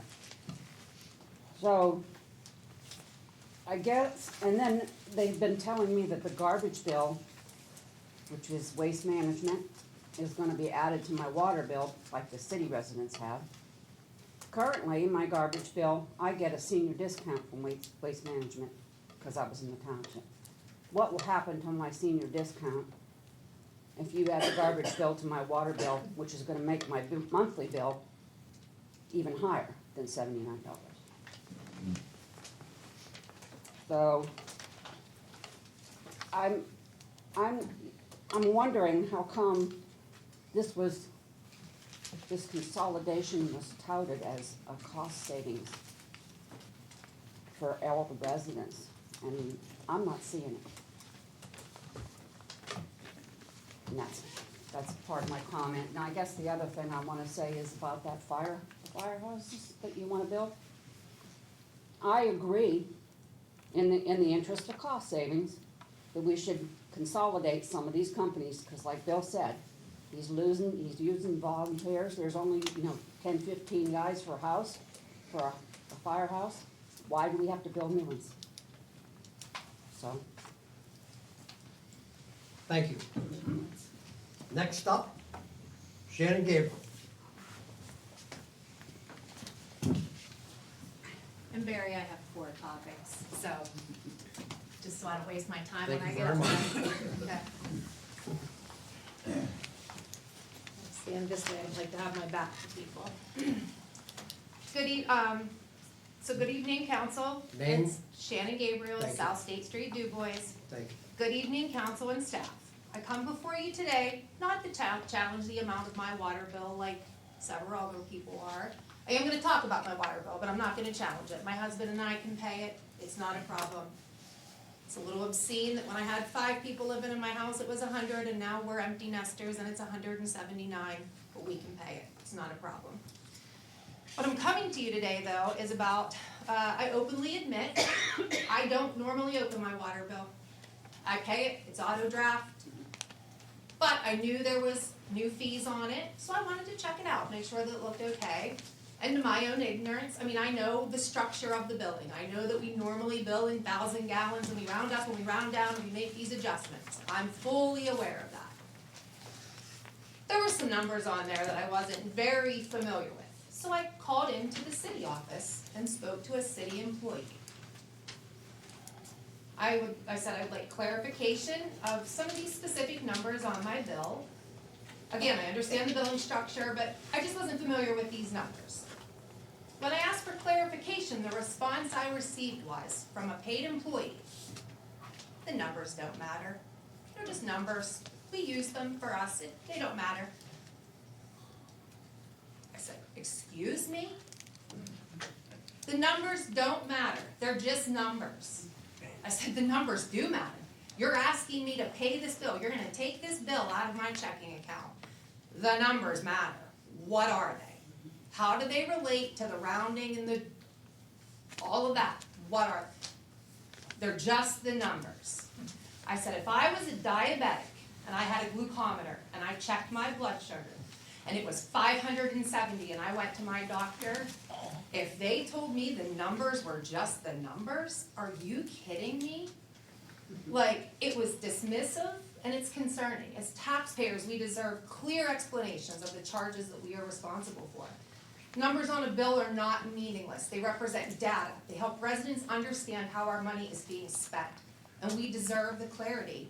So if the staff that are employed, that my tax dollars are paying their salary, they either need to be trained or they need to be let go. And hire somebody that can explain those numbers to me when you're taking $179 out of my checking account every single month. Second topic. I have some questions regarding recent infrastructure work, specifically the replacement of the water line off of Franklin down Spruce, taps that were placed, an additional fire hydrant that's maybe 100 feet from another fire hydrant when a water source is right there.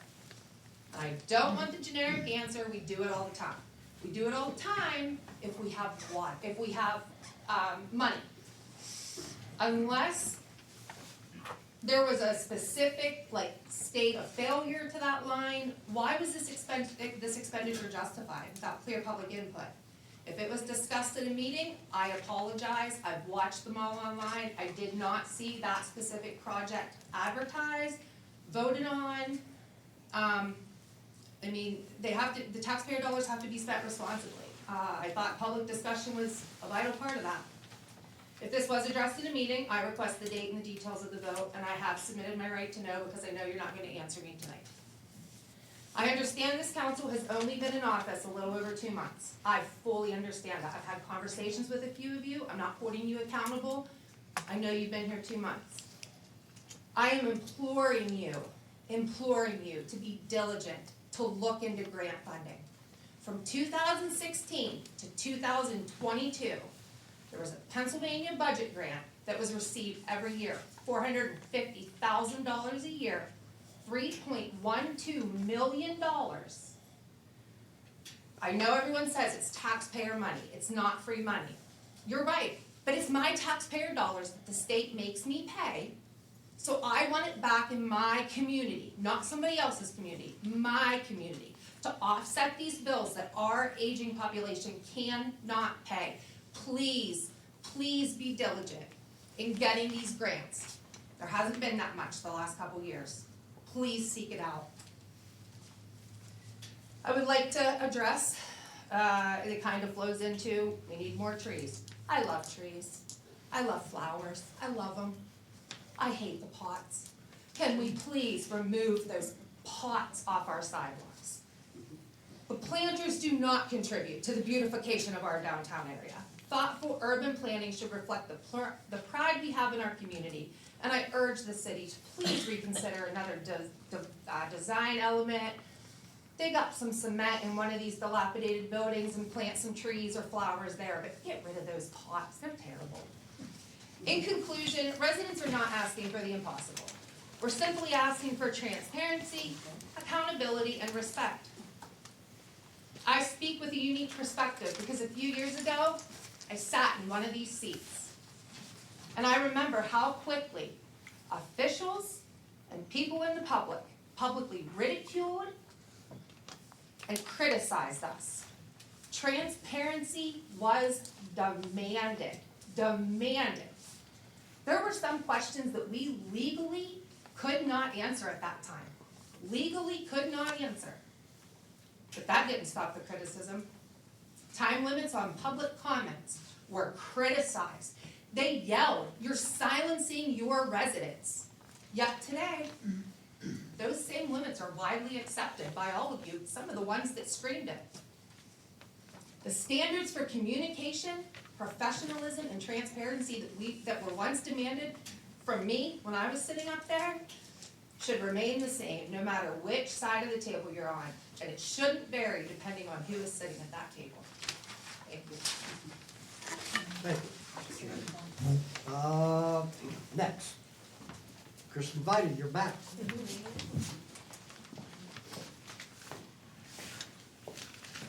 All right, so I have several items. I guess I should turn a little bit here so I can see the card. So one of the things I would like an update on is the roundabout. And, will, Beaver Drive be paved when that roundabout is put in? That was my one thing. Number two, actually coinciding with Shannon's beautification of downtown, I noticed on West Long Avenue, there are dumpsters in parking lots, actually right across from the One Skilled Games establishment. I just think as we try to beautify downtown and you're going through West Long Avenue, which is our main thoroughfare, I don't think it looks attractive to have dumpsters right there beside those sidewalks. So I don't know if there's an ordinance that talks about dumpsters, I don't know. But I'm just curious if we can have an update on that. The third thing I want an update on is the right to know request. I know, I think it was sometime last year, maybe it was late summer, early fall, Lisa had given a report on the amount of right to know requests that were being submitted, and I'm just curious if any of that has dwindled at all. I know it was a considerable amount. The fourth thing I want to talk about is the new city manager position. Two things. One is I believe you approved that position to give the new manager, I believe it was 6 months to relocate. Is that correct? Is it 6 months for residency? You know, the housing market here is very, very limited, and I'm not asking you to reconsider, but it may present itself a problem for that new city manager to find a nice residence within 6 months of employment here. And the other item regarding that is the selection of the residents for the governing committee, I guess. Touching on the transparency that Shannon talked about, I don't recall where council or the management team came out and said, we are looking for residents to help us select a new city manager.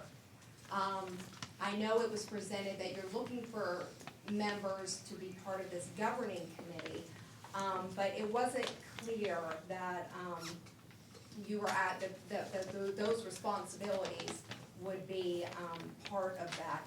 Because I do know that 2 residents were selected who frequently attend these meetings, and that's fine that they were, but I think you probably would have had a greater pool of people, and people would have submitted their names if it would have been more clear what those responsibilities were for that committee and what they would be doing in regards to selecting a city manager.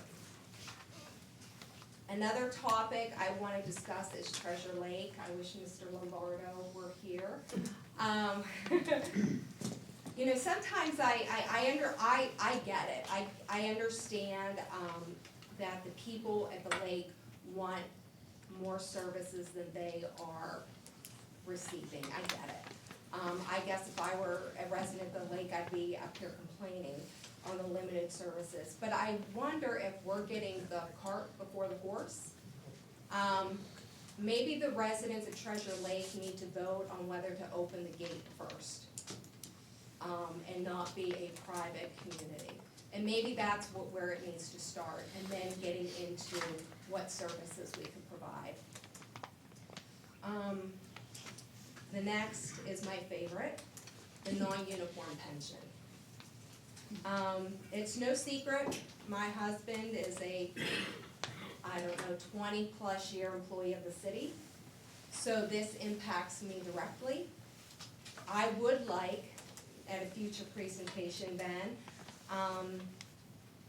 for there to be information presented on exactly what happened, that we are in such, that we find ourselves in a position where that pension is underfunded, and what steps the city has taken.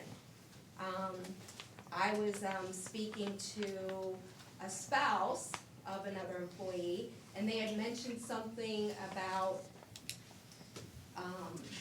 the city was sending something to a judge to make some determination. I don't know anything about that. I don't know if the participants do. I don't know what employees know what. And I'm curious if there was legal action taken. Why wasn't that brought publicly to council? Also, at the last meeting, I believe it was the last meeting, we had the actuarial representative here, and she presented great information. And I'm curious, in regards to those 70-plus participants, how many of them are going to receive that full pension and at the 90%? And how many are going to receive it at the 50%? I don't know if you can present some data there. I am curious. I know Jennifer Jackson mentioned about the impact of the former city manager's pension. I too am curious about that and what that looks like. And the other topic I want to talk about is restitution. I know it's not a favorite for some of you, but here we are. Well, we're in some pretty challenging times financially with our city, and I think that we need to explore restitution. And I'm not referring necessarily to what the former city manager, is alleged to have done. If there is guilt there, I know restitution will be required as part of any sentencing. But I am talking about the institutions and the people who wronged our city. One of them is this, I guess, pension investment company. I don't know when my husband in 2012 came home and told me this great plan that was presented to the employees, that a defined benefit, that he was going to receive 90% of his pension, I laughed. I said, that cannot be true. I said, no municipality has a defined benefit like that. I mean, people are moving away from that. That has been the trend for decades. I said, there is something not right there with that. But he showed me all the information and everything that was presented to them at the time. And I guess maybe at that time I should have spoke up and said, there's something wrong here. But it is what it is. But shame on that company. I know we left PMRS to this new company, but they should have done the actuarial analysis, and they did not. And I hold them responsible. And I think you as council have that opportunity to go back. And that is one entity that you can look to perhaps, receive some financing from, I'm hoping, because they did not do their fiduciary responsibility. And I know under ERISA laws that we can investigate and look into mismanagement of pension funds. And I hope that this council looks into that and holds those people accountable. Okay, thank you. And finally, my final thing is regarding strategy. We heard a lot from the downtown group about the strategies to promote downtown. And, I think this council I apologize, I just don't see what your strategy is to move us forward and to help get us out of this mess. I feel like I'm picture a triangle, and there's 3 points, and one of them is raising fees. You have no problem raising fees, taxes, any of the rates. You got that down pretty well. But the other point is cost savings. I am not seeing, with the exception, I will say, of Bill Beers, who proposed at the budget, we need to cut the budget by 10 or 20%. No one else here did. You're all about spending money. And the final thing is the restitution. Thank you very much. Thank you very Thank much, you. I appreciate it. And thank you for understanding, I appreciate Very good. that. Next. Help me here, it says Ian Lockett. I know, I know. know. You are I.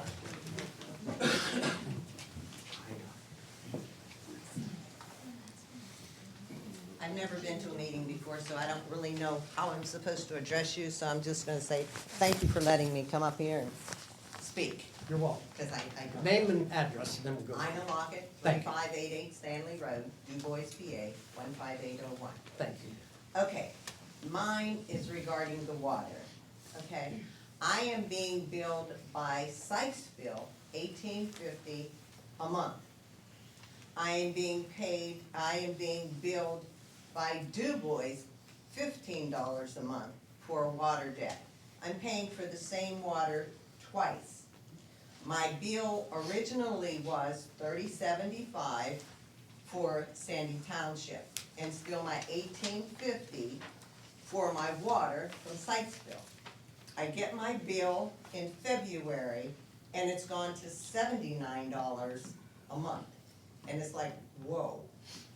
Okay, here's my question. I am billed $15 water debt from Dubois City, okay? I am billed, and I understand there's rate hikes, so I understand. So I have now $20 for my sewer debt. Okay, that's fine. But in February, I am billed $44 for the sewer itself. I checked with Sykesville, I only used 1,000 units of water. So they billed me for 1,000, the city bills me for 1,000, I am charged for 2,000, which I only used 1,000, and I am billed twice for the sewer of $44 rather than $22. So therefore, I feel that I should have a credit of $37 because I was unduly charged. Then comes March bill. I got my March bill now. My March bill is $57, okay? But I'm still being billed the $15 from Dubois and the $18.50 from Sykesville. I understand the 20 for the sewer debt and the 22 for the sewer. So actually, my bill should only be $42 a month, not 57. So I paid the one for the February, so I'm feeling I need a credit of $37, the 15 and the 22, because I didn't use 2,000 units. And I will be paying this March bill, but I still need a credit of $15 that I'm being billed from the city here, 30 seconds. okay? So my question is, could you please stop billing me from the city part, because I'm already paying the amount over in Sykesville? Thank you. Thank you very much. That wasn't as painful as you thought, was it? Speaking in front of us. Oh, no, I've spoken in front of people, I just didn't know how to address you. You did a fine job, young lady. Next. Linda Clark.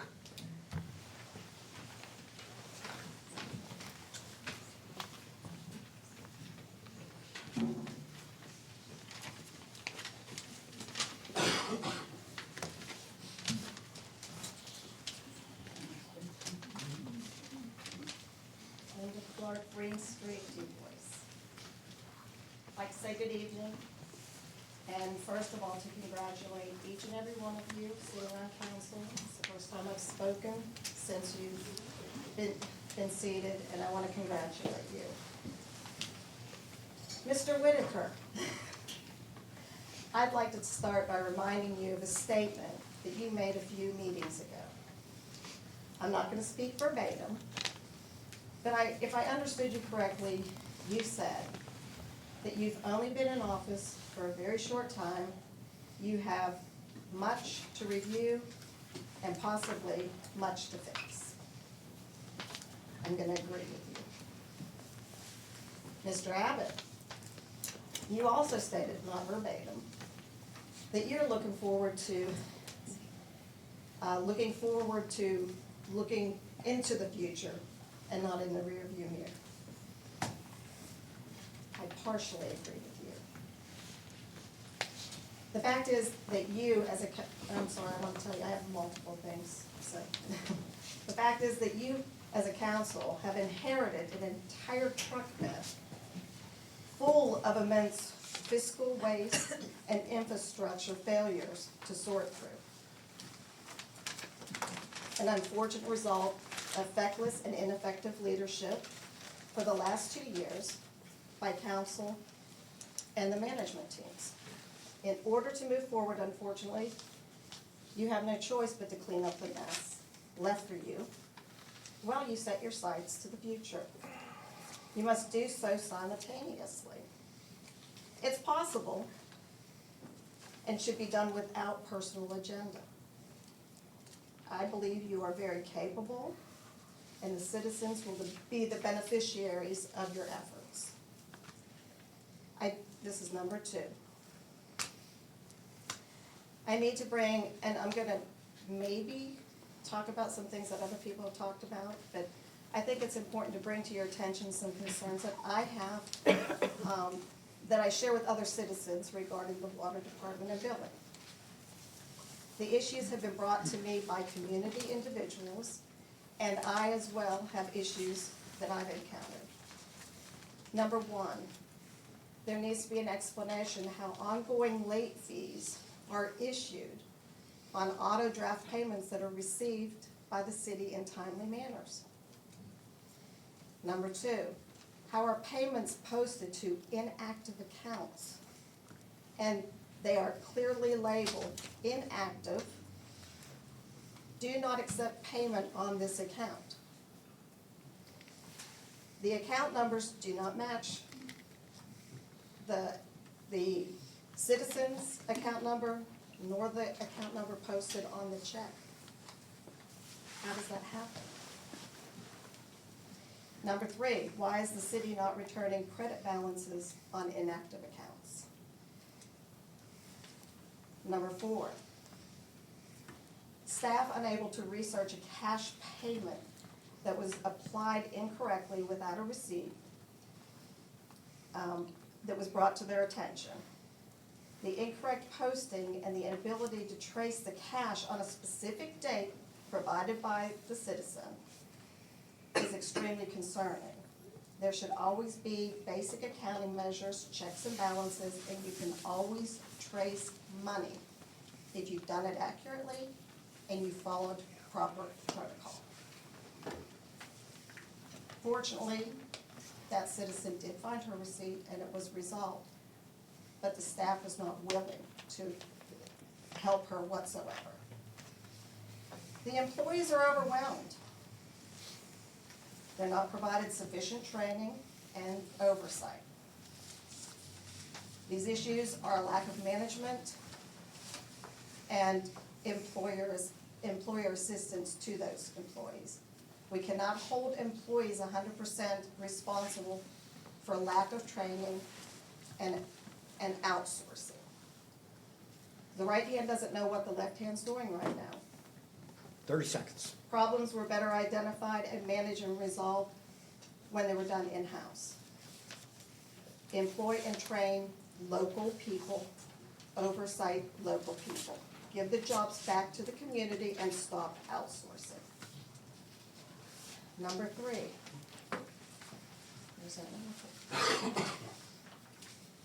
Customer service. I implore you, and I mean implore you, to unlock the door to the office to the water department. You need to allow access to that building so that individuals can address questions, errors, and concerns in person. It's a necessary component to our community.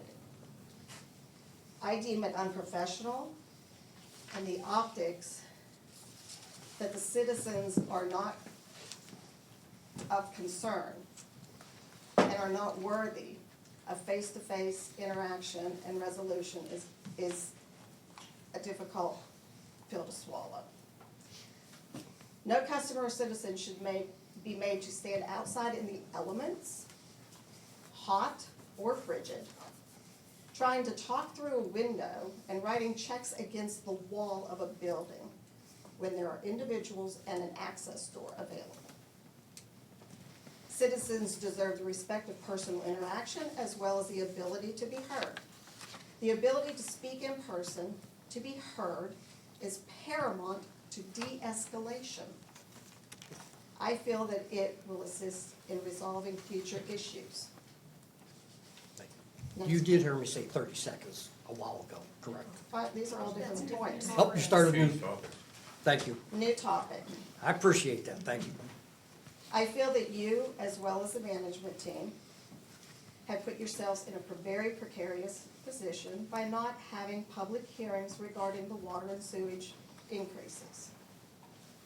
Can you please commit to the citizens' transparency by holding public meetings in the future? Not doing so leaves an impression that the concerns and input of the community has no value. It's okay to make errors and missteps. You're going to do it. It's natural.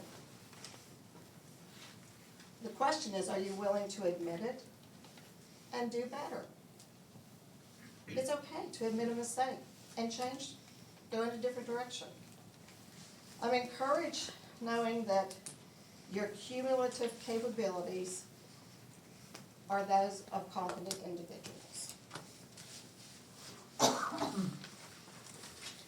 New topic. Budget. Please stop spending money that we do not have. If there are funds in bonds or capital funds, etc., and it's well rumored that there is money, it needs to be released. It needs to put into the daily operations, and we need to cease any expenditures that are not absolutely necessary to run the city currently. We don't need additional fire stations. I would ask the fire chief, is anything dilapidated and falling apart that we can't manage for the next couple of years and stair step our program to do what we need? When you start a business, you have to put in a perspective. You have 1 year, you have 3 year, you have 5 year, you have your 10-year plan. Treat yourselves like a bank would. You have our money. Be fiscally responsible with it. Have a plan. Don't spend money. You have a unique opportunity to lead in a fiscally responsible manner and be known for meeting the challenge ahead. Monitor each expenditure in each department. If it isn't imperative, deny it. Deny any expenditure that is not imperative to the daily operations. Make supervisors responsible for line items and make them sign a signature to those line items so that there's an accountability measure.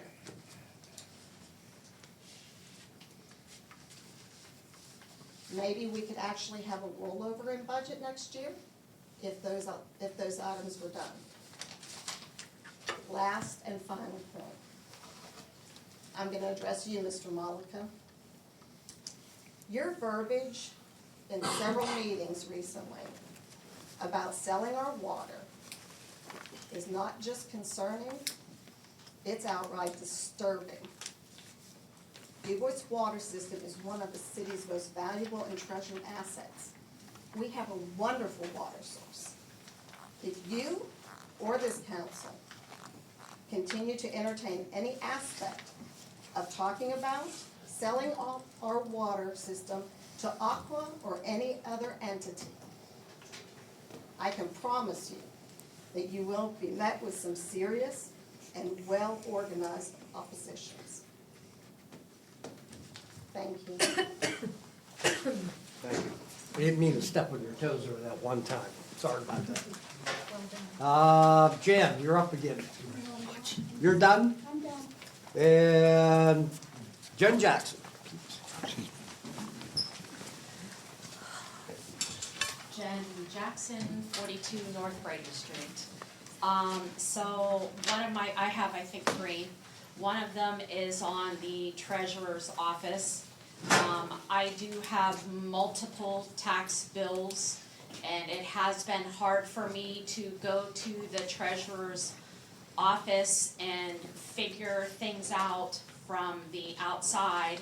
And I may own a few houses next to this building, and I have people walking into my houses looking for the treasurer's office because there's no clear signs anywhere, and there's vehicles parked in front of it in the overpass, so it's hard to see. I know it's there, but a lot of people don't, especially new Sandy Township residents.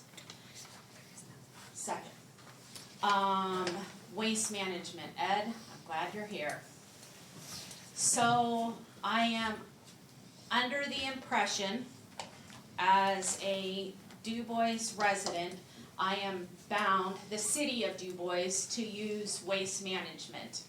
So I do diligently, but I see multiple dumpsters. Zach, this is in conjunction with you to ask a few questions.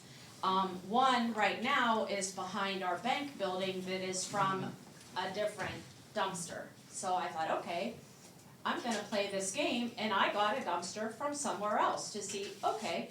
Of course, it was literally the next day that a city employee, of course, called and reported me, so we had it taken away. But then in asking the question, so it's only the city that has to get the dumpster, Sandy Township doesn't have to get waste management, correct? No, that's not true. So do they have to have, I was told you have to use waste management, and I live in the township.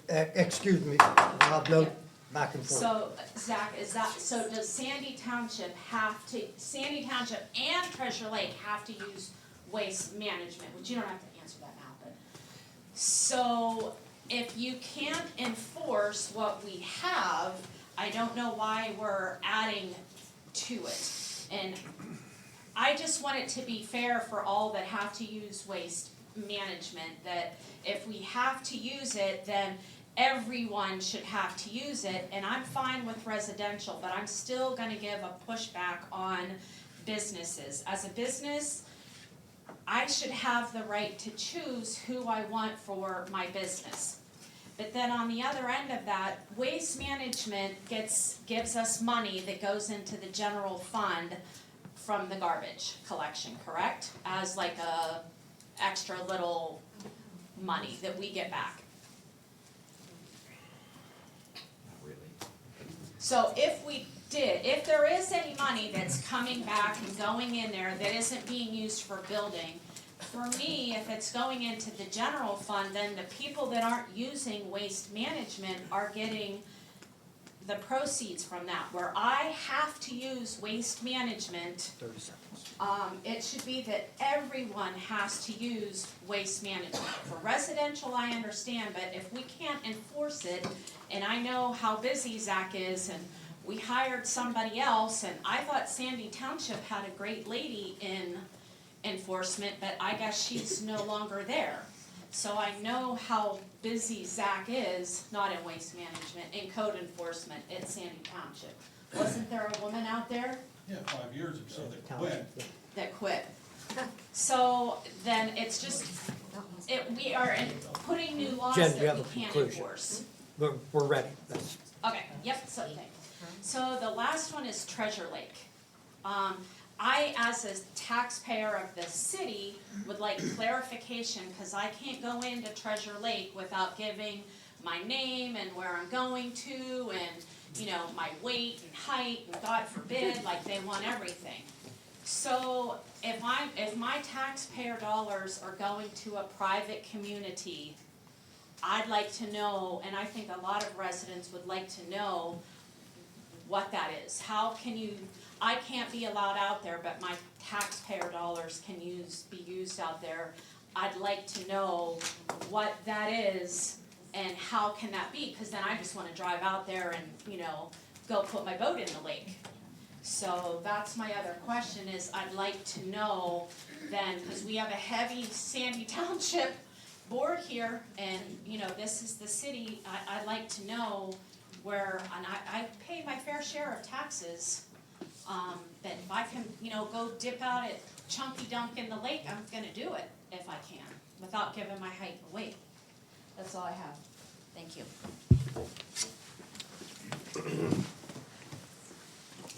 And that concludes public comments. We're going to go to manager comments, then we'll go, whichever one wants to go first. Actually, I'd like to start with the staff. Zach, did you have anything from that you wanted to respond to, or do you want to respond later? Scott, any questions? I just have a couple of things I want to touch on since everybody's here, and a couple updates on the projects that are ongoing. I'll start with, since we're talking about Treasure Lake so much, the Clear Run Road. As everybody's aware, and unfortunately, you know, we're doing a major repair out there. Mother Nature controls everything we do. She came and gave us a little bit of an ice and snowstorm, so that put us behind today. So unfortunately, that road's gonna have to remain closed over the weekend. We'll wrap it up on Monday. Reason being is we won't have it back to grade and have enough time to get the guardrails in out there, and it's a pretty good drop off where that road is, so we can't safely open that road until we get the guardrail on it. With that, Schaefer Road, you've seen the construction out there, we've had the road closed on and off. 90% of that water line's installed. It's doing what we call a burn-in, and then it's flushed, and a couple bacteria tests are done on it to make sure it's good. Sunday morning, that road will be closed again. We'll actually do the tie-in. It's the best time to do it because of the dialysis out there. We have to interfere with the water flow out there. So it's just convenient for everybody. We do it on a Sunday morning. And by Sunday afternoon, everything will be good. And that road will get paved as soon as it can be. Same with Clear Run. Probably in about 3 weeks, we'll probably shut it down again so we can get in there, pave it. It's gonna be stone, that section, until we get the blacktop on it. Plants just aren't open yet. It's a wastewater plant. Some good news down there. We've actually started taking some flow into the intake side of the wastewater treatment plant, pumping it through the plant to a certain points, checking the equipment, make sure everything's working. One of the big things we have to do, we have 4 tanks that are 2.6 million gallons. We have to build a biomass in there. Basically, we gotta get the shit in there and get the bugs growing, so everything treats right, and that takes some time. So everything's going really good. We're not hauling sludge out anymore. That was a big expense. So things are looking very positive at the wastewater treatment plant. Been touched on, some people have asked me about the wall here on the boulevard. As I stated last year in the fall, the plan was we were gonna rebuild that. Not a water fountain, rebuild the wall with the same stone. Should look pretty nice when we're done. We were gonna do it over the winter. Well, this year, Mother Nature decided she was gonna snow this year. For the past 3 winters, we would have been able to do a project like that. We're not meant to be doing stone walls, so we don't have the proper equipment. I'm not gonna risk anybody getting hurt in the snow and the ice over there. So with that being said, you have to wait till spring, and everything has to dry out before we can get equipment in there because of all the stuff above. We have to drive each stone in by the sidewalk and place it. We can't go from the top down due to the pavilion up there and mainly all the power lines up there that Penelec has. And the obvious thing that we have every spring, that everybody acts like this is the first time it's ever happened, there's probably about 4 or 5 potholes out there. So, you know, we try to patch them in the wintertime, it doesn't matter, it's moist, it freezes, they pop out, there's nothing we can do about that. The best scenario is a month and a half ago, when it was below 0 and we had the snow, and we couldn't peel the snow off the roads were smooth. Just a little slippery, but they were smooth. So as the weather breaks, we'll be doing a lot of cold patching, and then in summer comes, the big sections have a bunch of holes, we're trying to do some hot patching and that. So there's a lot of projects coming up, that's where we are on everything. That's all I have. Give you guys an update on what's going on. Do you want to say anything about, we've had multiple questions about the roundabout, that's PennDOT's problem, not ours, but you might have some information about it. Yeah, myself, Mayor Abbott, we met with the engineers that are hired by PennDOT for that project. It's in its very early stages. They're there measuring things out, making sure everything will work, make sure it's not just a tractor trailer, even though a double set of tractor trailers is hinged in the middle, there's still a bigger turn radius for that than there is a regular truck. So all that's gonna be addressed. They're doing traffic counts on the trucks, and they are, like, I should say, assuming a trucking company's gonna go into Riverside. You know, they wanna do the worst case scenario at that intersection. So that's all being accounted for. There's no roundabout going in this summer. I mean, it takes a while. PennDOT takes a few years to do their projects. So the engineering study will probably take, I'd say, most of the summer. We might hear back from PennDOT and then maybe in the fall with some options, what it's gonna look like, how far each direction they're gonna resurface the road. Paving over concrete doesn't work. You have to remove the concrete to do it right. So, but in the meantime, we are gonna plan on doing a bunch of concrete patching in Beaver Drive. It'll be when the school year's out, and it will interfere with the traffic patterns. It will be miserable for everybody, but if you want a smooth road, that's the price you pay, and that's where we're at. Any other topics? Actually, I did have a list for you. I know, Scott, you did ask the engineers if they would extend Beaver Drive out about. I did ask if they would 3,000 pave 3,000 feet in every direction, so we are trying to get as much out of it as we can. Correct. I mean, this whole project, not that it's not a cost to the taxpayers overall, but nothing out of the city budget for the project. Thanks. We have been getting questions about intersection timing, I assume this. Yes, intersection- when they put the intersection in down here at Bragian Park, it's all digital, it's a PennDOT design. We don't have nothing in it. We said, yep, you're gonna give us a new intersection, we're gonna take it, just because of that. But the problem is, that's digital, the rest of town is analog, they will not talk to each other. So it's gonna be an ongoing timing issue, so as power outages occur and clocks drift apart from each other until something can be linked in between, probably every few months, we're gonna have to go in and adjust the timing on it. It's gonna be an issue until we get the rest of the traffic lights in town updated. Traffic lights save a lot. Now that the weather's getting better, we're gonna be able to get, tech services in here to cut a new loop in the parking lot and save a lot. So that light won't just cycle like there's a car coming out all the time. Do we need that light at Shop and Save anymore, now that they've reduced their footprint? That is not up to me to say. I mean, you'd have to reach out to PennDOT. They do a traffic study on that, but you'd hate to tear it out and then somebody else goes in there and you wish you would've left it there. Traffic light is a major expense. And it's not that much of an inconvenience for people just to relax a little bit and realize they're still alive. And all the accidents we've had there. Yes, there used to be a lot of accidents there. And then if we put it on flash, that's a liability the city does not wanna take underneath their wing. Correct. Yes, ma'am. I live on Maloney Road.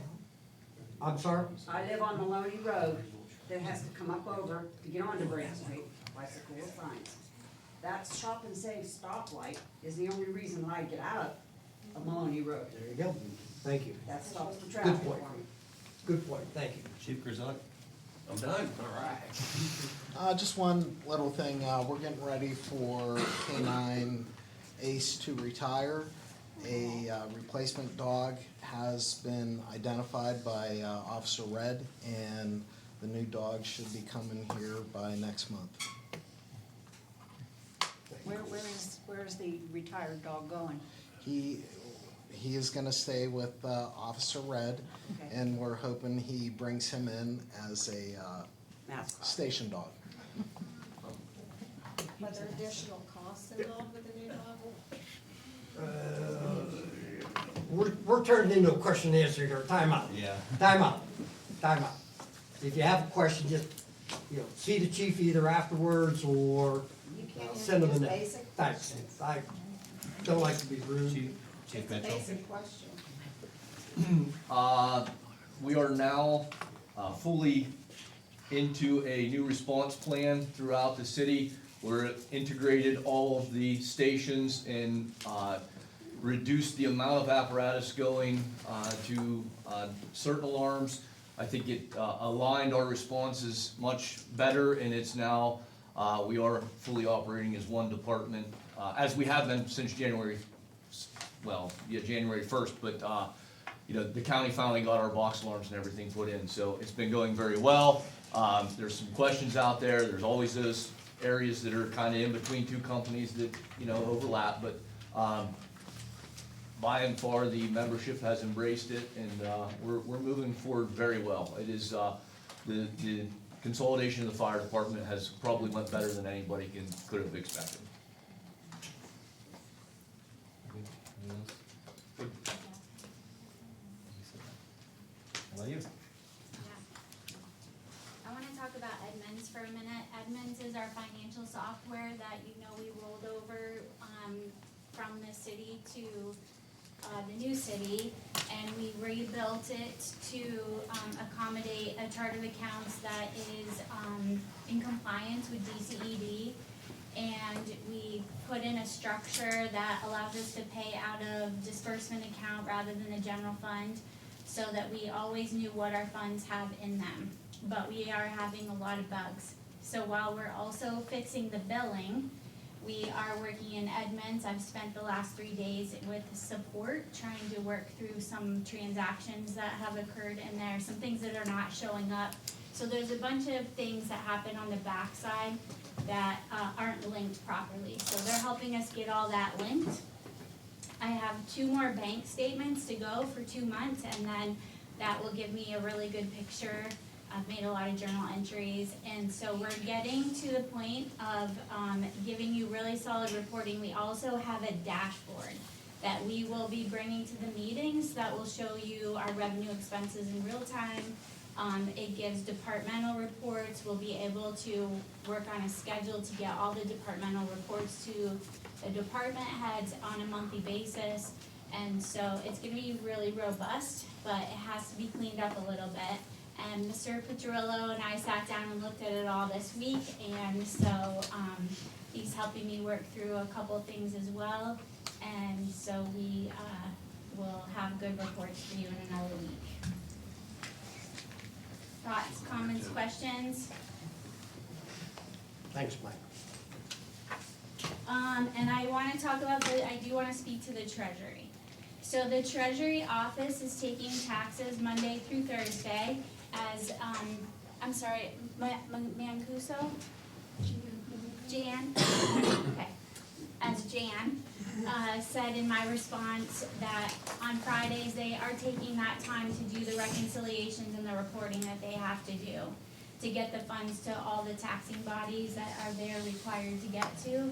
They are in the office. One of the reasons that the window got closed was because of, I respect that the community would like to go in and speak to them, and I know it's not everyone, but they are getting treated very, very poorly over there. And they were not feeling safe and protected. And so that was one of the avenues of helping them to feel protected. We are, I do have a thought and a plan that we will open their offices back up, but we have some things that they're working on too, to try to get the billing corrected. There's a lot of back-end stuff in Edmunds with that as well, that we're trying to clean up and spend time with support. So having 2 windows would become more difficult as well, for them to have to man. So right now, 1 is working, even though they're very busy over there. So stay tuned for more information on that, and I would just ask the community to be patient. and kind. Thanks, Lisa. Ben, you're up. Boy, it's very late, and a lot of topics have been brought up in the last hour. We can't cover all of these for sure. Lisa's taken very detailed notes on everything, and I think the couple that I would like to address most immediately, though, is first of all, the governance committee and the manager selection. I want to make it absolutely clear that the governance committee is not selecting the new manager. The council is selecting the new manager. And the only people that are really sifting through resumes and such will be our team. That's what we do. We do executive searches for many municipalities, and we know many of the applicants personally, and so it's really easy for us to determine who's qualified and who's not. But the council is gonna see all the resumes and everything. The governance committee will just assist us in saying, yeah, I think these 5 ought to interview. And the question about public engagement, it is our hope that the council will actually invite the top candidates, whether that ends up being 3, 4, or 5 candidates, to present publicly so that you can meet them. We believe that that is a best practice. We've done that in other communities and been involved in that, and it goes very well, and it's well received by the community to have a chance to meet the top candidates. So that would be our recommendation. It's nothing like, it's not like this governance committee is meeting in private and selecting the manager and it's gonna be a big surprise someday. The council is going to be fully involved, and we hope that the public also gets a chance to speak to their top candidate. But ultimately, the decision rests with the 7 elected council members. I think that's really the main thing that I wanted to address tonight. We will get back to the folks, especially on their bills. I understand that there's a difference between people that are irate because the bills went up, despite the fact that that was defined years ago, for instance, when the wastewater treatment plant began construction. There's nothing that we can do about that, unfortunately. I wish, yes, that it had been stepped up over the years, rather than, all of a sudden, same thing with property taxes. I wish that they had kept up with inflation over the years, but for those of you that are on fixed incomes and saw 2, 3, 4% increases over the years in your income, we saw 0% increase, and actually negative, because the tax assessed value is actually going down. And so, unfortunately, you're getting that all at once because previous administrations didn't raise these things. And so it is unfortunate, but it's either that or default on your loans. So unfortunately, you're in the fiscal situation where we did what we had to do, or cut services. So I feel for you, and I wish that that had not happened, but there's also no way out of it. Any questions for us? Good. Will you send your question to Ben and Lisa, please? Yeah. I appreciate it. I know, remember we talked about back and forth. Ben, do you want to take the question? Well, I would like to, but at the same time, if we open it up for back and forth and question and answer We will period, have- then we will be here another hour. Yes. If you would like to see Beth at the end of the meeting, I'd be happy to talk to you. I appreciate that, thank you. Ready to go to board member comments, unless there's anything from the managerial team you'd like to speak to? Board member, Jason, you have something you want to start? No, we covered all the managers, so. Thank you. Bill? Yeah, I got a few things. All the questions that, you need to answer that, I'd like to hear at the beginning of the next meeting, that we came to solutions. We'll keep it transparent. And I love that you people come to our meetings. I wanna see this, I wanna see the questions. We weren't getting that when we were doing the budget. It made me frustrated, truthfully. We did a lot of extra meetings, and you can ask, and I got it on record, I kept beating the drum. We had to cut everything, but we didn't have our representation. And I kept getting from people saying, well, people don't really care. Well, we have to care. It's our community. We're gonna have to sink or swim. So, but I'm glad you guys are coming out. Please come out to these meetings. Throw your questions to us. That's what we got. That's what we have our management team. we'll have a manager in place here, hopefully in another 2 months, hopefully, you know, we get rolling and, then we can get a little more consistency that that person will be here for us. Just another thing, touch base, Chief Kurzelli, I know when you're replacing the dog, there was a foundation set up for that, Yeah, there is a. that it's not coming out of the budget. Correct. There is a canine budget, but. But the that's just purchase of- day to day. Yeah, the purchase of the dog is coming from, the donations in the canine. That we had fund. before, correct? Yes. Okay, okay. I just wanna clarify that, cause I'm big on, you know, seeing where the capital and that is, you know, where we're at, and I knew there was that, and just that way everybody knew what was going on. Scott, could you just touch a little bit on Clear Run, why we had to do what we had to do out there?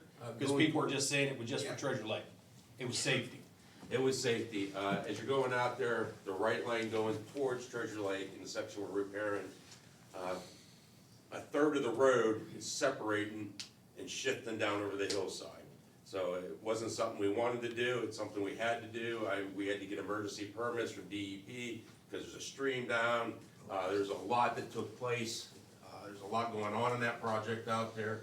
Guys are doing a fabulous job. They're hurrying up, getting their salt runs done and getting over there, getting on top of that, because I was really pushing to have it done this week, not to go into the weekend with the road closed, but there's just no way to do it and do it safely. I mean, you're gonna do this, you do it once, you do it right, it's a serious expense, but it had to be done. And there's other sections that'll probably happen in the future out there. And we've had that problem, child, for Yeah. years. We've changed, Not the we've first cut the road up several times. That's a horse pass from 200 years ago that Yes, paved. yes, even when the garbage dump was out there, so I mean, it wasn't like we were just doing it for singling out so many residents, it was a safety issue and it's been that long. Especially with the buses going out there. Yes, yeah, exactly, that's all I have, Barry, thank you. Mike? Yes. I would like to thank every one of you folks that came here and spoke, because that's the only way we know what's going on out there and how you feel about the city. Like the taxation. Well, to me, that building should not be a tax collector. That's for a Dairy Queen maybe. Over there, since revenue sharing built this building in the mid-70s, they paid their taxes, right there. When they did that, they had the water department, they had a Corby answering questions, field questions. They should have never left there. I don't think Zach and Tom care if they are over there instead. Another one brought up was answers by an employee to a person there. I suggest when that happens, ask Corby to meet with these people. We are not permitted to talk to an employee, well, talk to him, say good morning. We have no right. He wrote that to us. There's your contact. Nobody should be talked to that way. The finances, you've addressed it, and none of you are wrong. The accounting system here collapsed about 2 years ago, and that, I give her credit.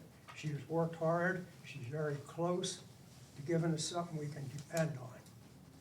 She's gonna have to spend a lot of time training all of us in that system, because it's new. And not just the numbers here are gonna be new. But we're asked to make decisions in 2026 and do not know yet what existed here in 2024. Nowhere near an audit report. The last one was 2023. You come in and you talk about a $6.5 million pension deficit. That's been in the audit report, I don't know how many years. Does council read that page that discusses a pension? No, it's gone on by. This group cannot fix that. In 2 years, 4 years, it's a long time. And there have to be budget cuts. I totally agree with that lady. I disagree with you that only one person made a comment on the budget. I did go down one account in there and said none of that was a function of government, and it stayed in there. So I do believe we have the responsibility, not only do we set the budget, to watch for it. And if we have the right to change it, we will. I'm done. Thank you, Mike. Excellent points. All the way down to you, Dick. All the way down to me. Well, it's been a long night. We started at 4:30, but I appreciate everybody coming. I appreciate the comments that were made. And I appreciate the people that didn't make any comments. Thankful that they didn't do that. But we do have a long, hard road ahead of us. I made a statement a long time ago that there's going to be some hurt. And one of the social media guys attacked me for making that statement. And I think we're all kind of feeling the hurt. And we all pay taxes, we all have water bills, sewer, the rest. But I appreciate my fellow members here. I think we're all trying to do a good job. We don't always agree, but thank you. Sam. Yeah, I just want to address the water system. The water system, about two or 3 years ago, when we were consolidating, I looked at the, I don't know if people are familiar with how Altoona does their water system, and they do a lease back with a water authority, and I thought that was a good idea because it would have unlocked probably $60, $70, $80 million that could be used back into the general budget, because not everyone uses the Dubois water system. Treasure Lake uses Aqua. And that would have required having Sandy Township Municipal Authority still be in existence. And but if you ever look at that, you can see how that would have benefited, because your water bills would have still gone up, but you would have got a tax, probably not received a tax increase. But and the most recent time I brought up the water situation, I just wanted to get an idea how much the system was worth, because I knew no one here would ever agree to sell the water system ever. And no, that's not gonna happen. I was just interested in, because Aqua and I think American are one company now. I was just interested in seeing what the system was worth, because, just for an idea. I just want to dispel any notion that we never sell a water system. So, but I'm glad you brought that up, because that's good for people to know that nothing's gonna happen. Thanks, Sam. And the other thing I had for Joe, when I was looking at the different fire companies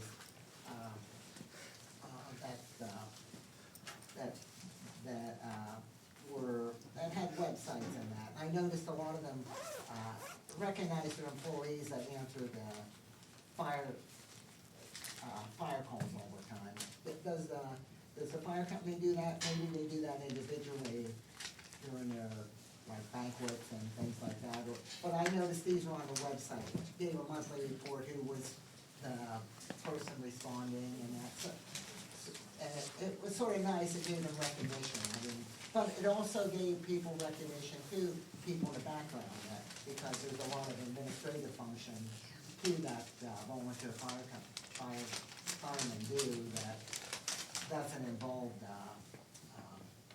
answering calls. So I just thought, maybe, yearly, at the end of the year, maybe have a report on how the different firemen respond. I finally comment. We're actually undergoing bringing a new software company that encompasses everything, all of our inventory, all of our pre-planning response, the national reporting that we're required to, and the hydrant layer that tracks. We can work with the Public Works Department as they do hydrant flushing, it updates that in real time.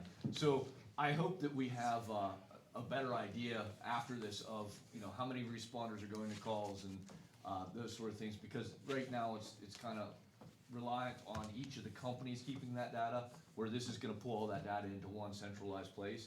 And not to bore you a whole lot with the details of, but as we went through the budget, we did put some money in there for when we can acknowledge people who go above and beyond in the response, and both at how many responses they do and if they go above and beyond, the call of duty, making a save or a grab or something like that. So, we are trying to be more proactive in the recruitment and retention portion of the department now than we really have in the past. And I Could've said would, and I yes. would like, You got long-winded, and it's my turn. and I would like to have a tax, in the future, try to do the tax savings, thing that we talked about before.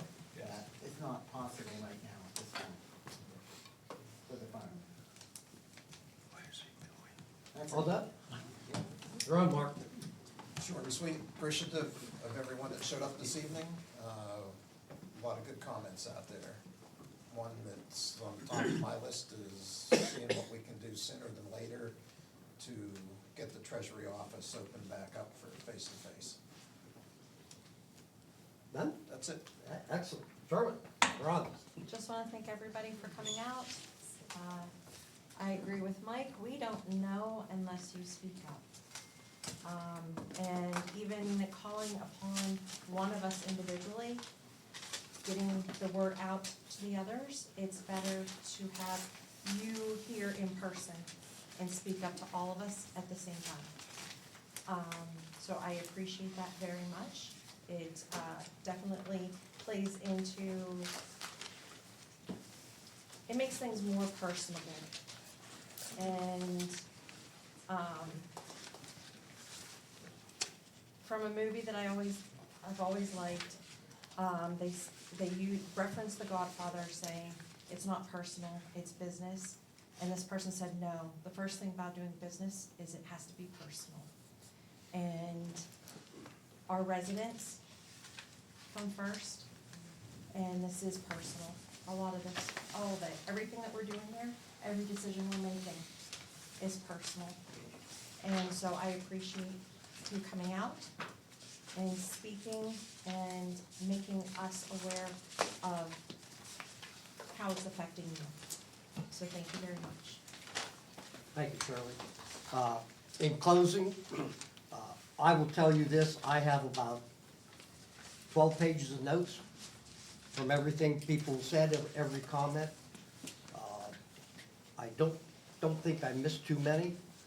I know I would like to sit with Ben and Lisa and go over some of those. I like Bill's suggestion that when we go to announcements at the next meeting, that Ben and Lisa do address the comments. May not get them all at one time, but at least they're gonna be, brought to light at the beginning of the meetings, so we can go from there. Couple things. Jen, unfortunately, Sandy Township doesn't exist anymore. It's a new city. You said that about 100 times or more. But that's all right. I understand what you're referring to. Okay. I would like to thank Mike. Mike spent time on his own. He volunteered, sat with Lisa, and when you talk about money and budgets, that's Mike. So I appreciate it, Mike. Budgets, I don't have any money. And I appreciate you doing it, Mike, I really do. And listen, this is where we talk about our situations. When you see somebody in the grocery store and you're standing in aisle 12 and a loudspeaker comes on, well, the argument in aisle 12, Walmart, please stop. We still live in our community, I don't have a problem if you stop and say, hey, Barry, did you know there's a problem? Well, no, I don't, but, let me talk about it. Talk about it like adults and not yell at us. Don't yell at our workers. They don't deserve that. And that's just a fact. Come on, act like adults. Don't yell at Scott because there's potholes. Don't yell at the chief because you get pulled over for a ticket, and don't yell at us because our taxes are due. It is what it is. We got a lot to fix. And we never lied to you on that. And that's just the fact of life, folks. So I have my notes. Thank you for coming. Jason, anything else? Nothing. Motion to adjourn. So moved. Whoa, down the end of the table, two of them, Bill and Mike. All those in favor say aye. Aye. Come on, aye. Accidents happen when you least expect them. If you're ever in one, remember 3 simple steps. Check for injuries. Call the police. Then call Cataldo's Collision. Because Cataldo's Collision isn't just any body shop. They're auto body specialists. At Cataldo's Collision, they work for you, not the insurance company. From certified technicians to pickup and delivery service, they use modern technology to get you back on the road fast, with your car restored to like new. Cataldo's Collision in Dubois. When it matters most, they do magic.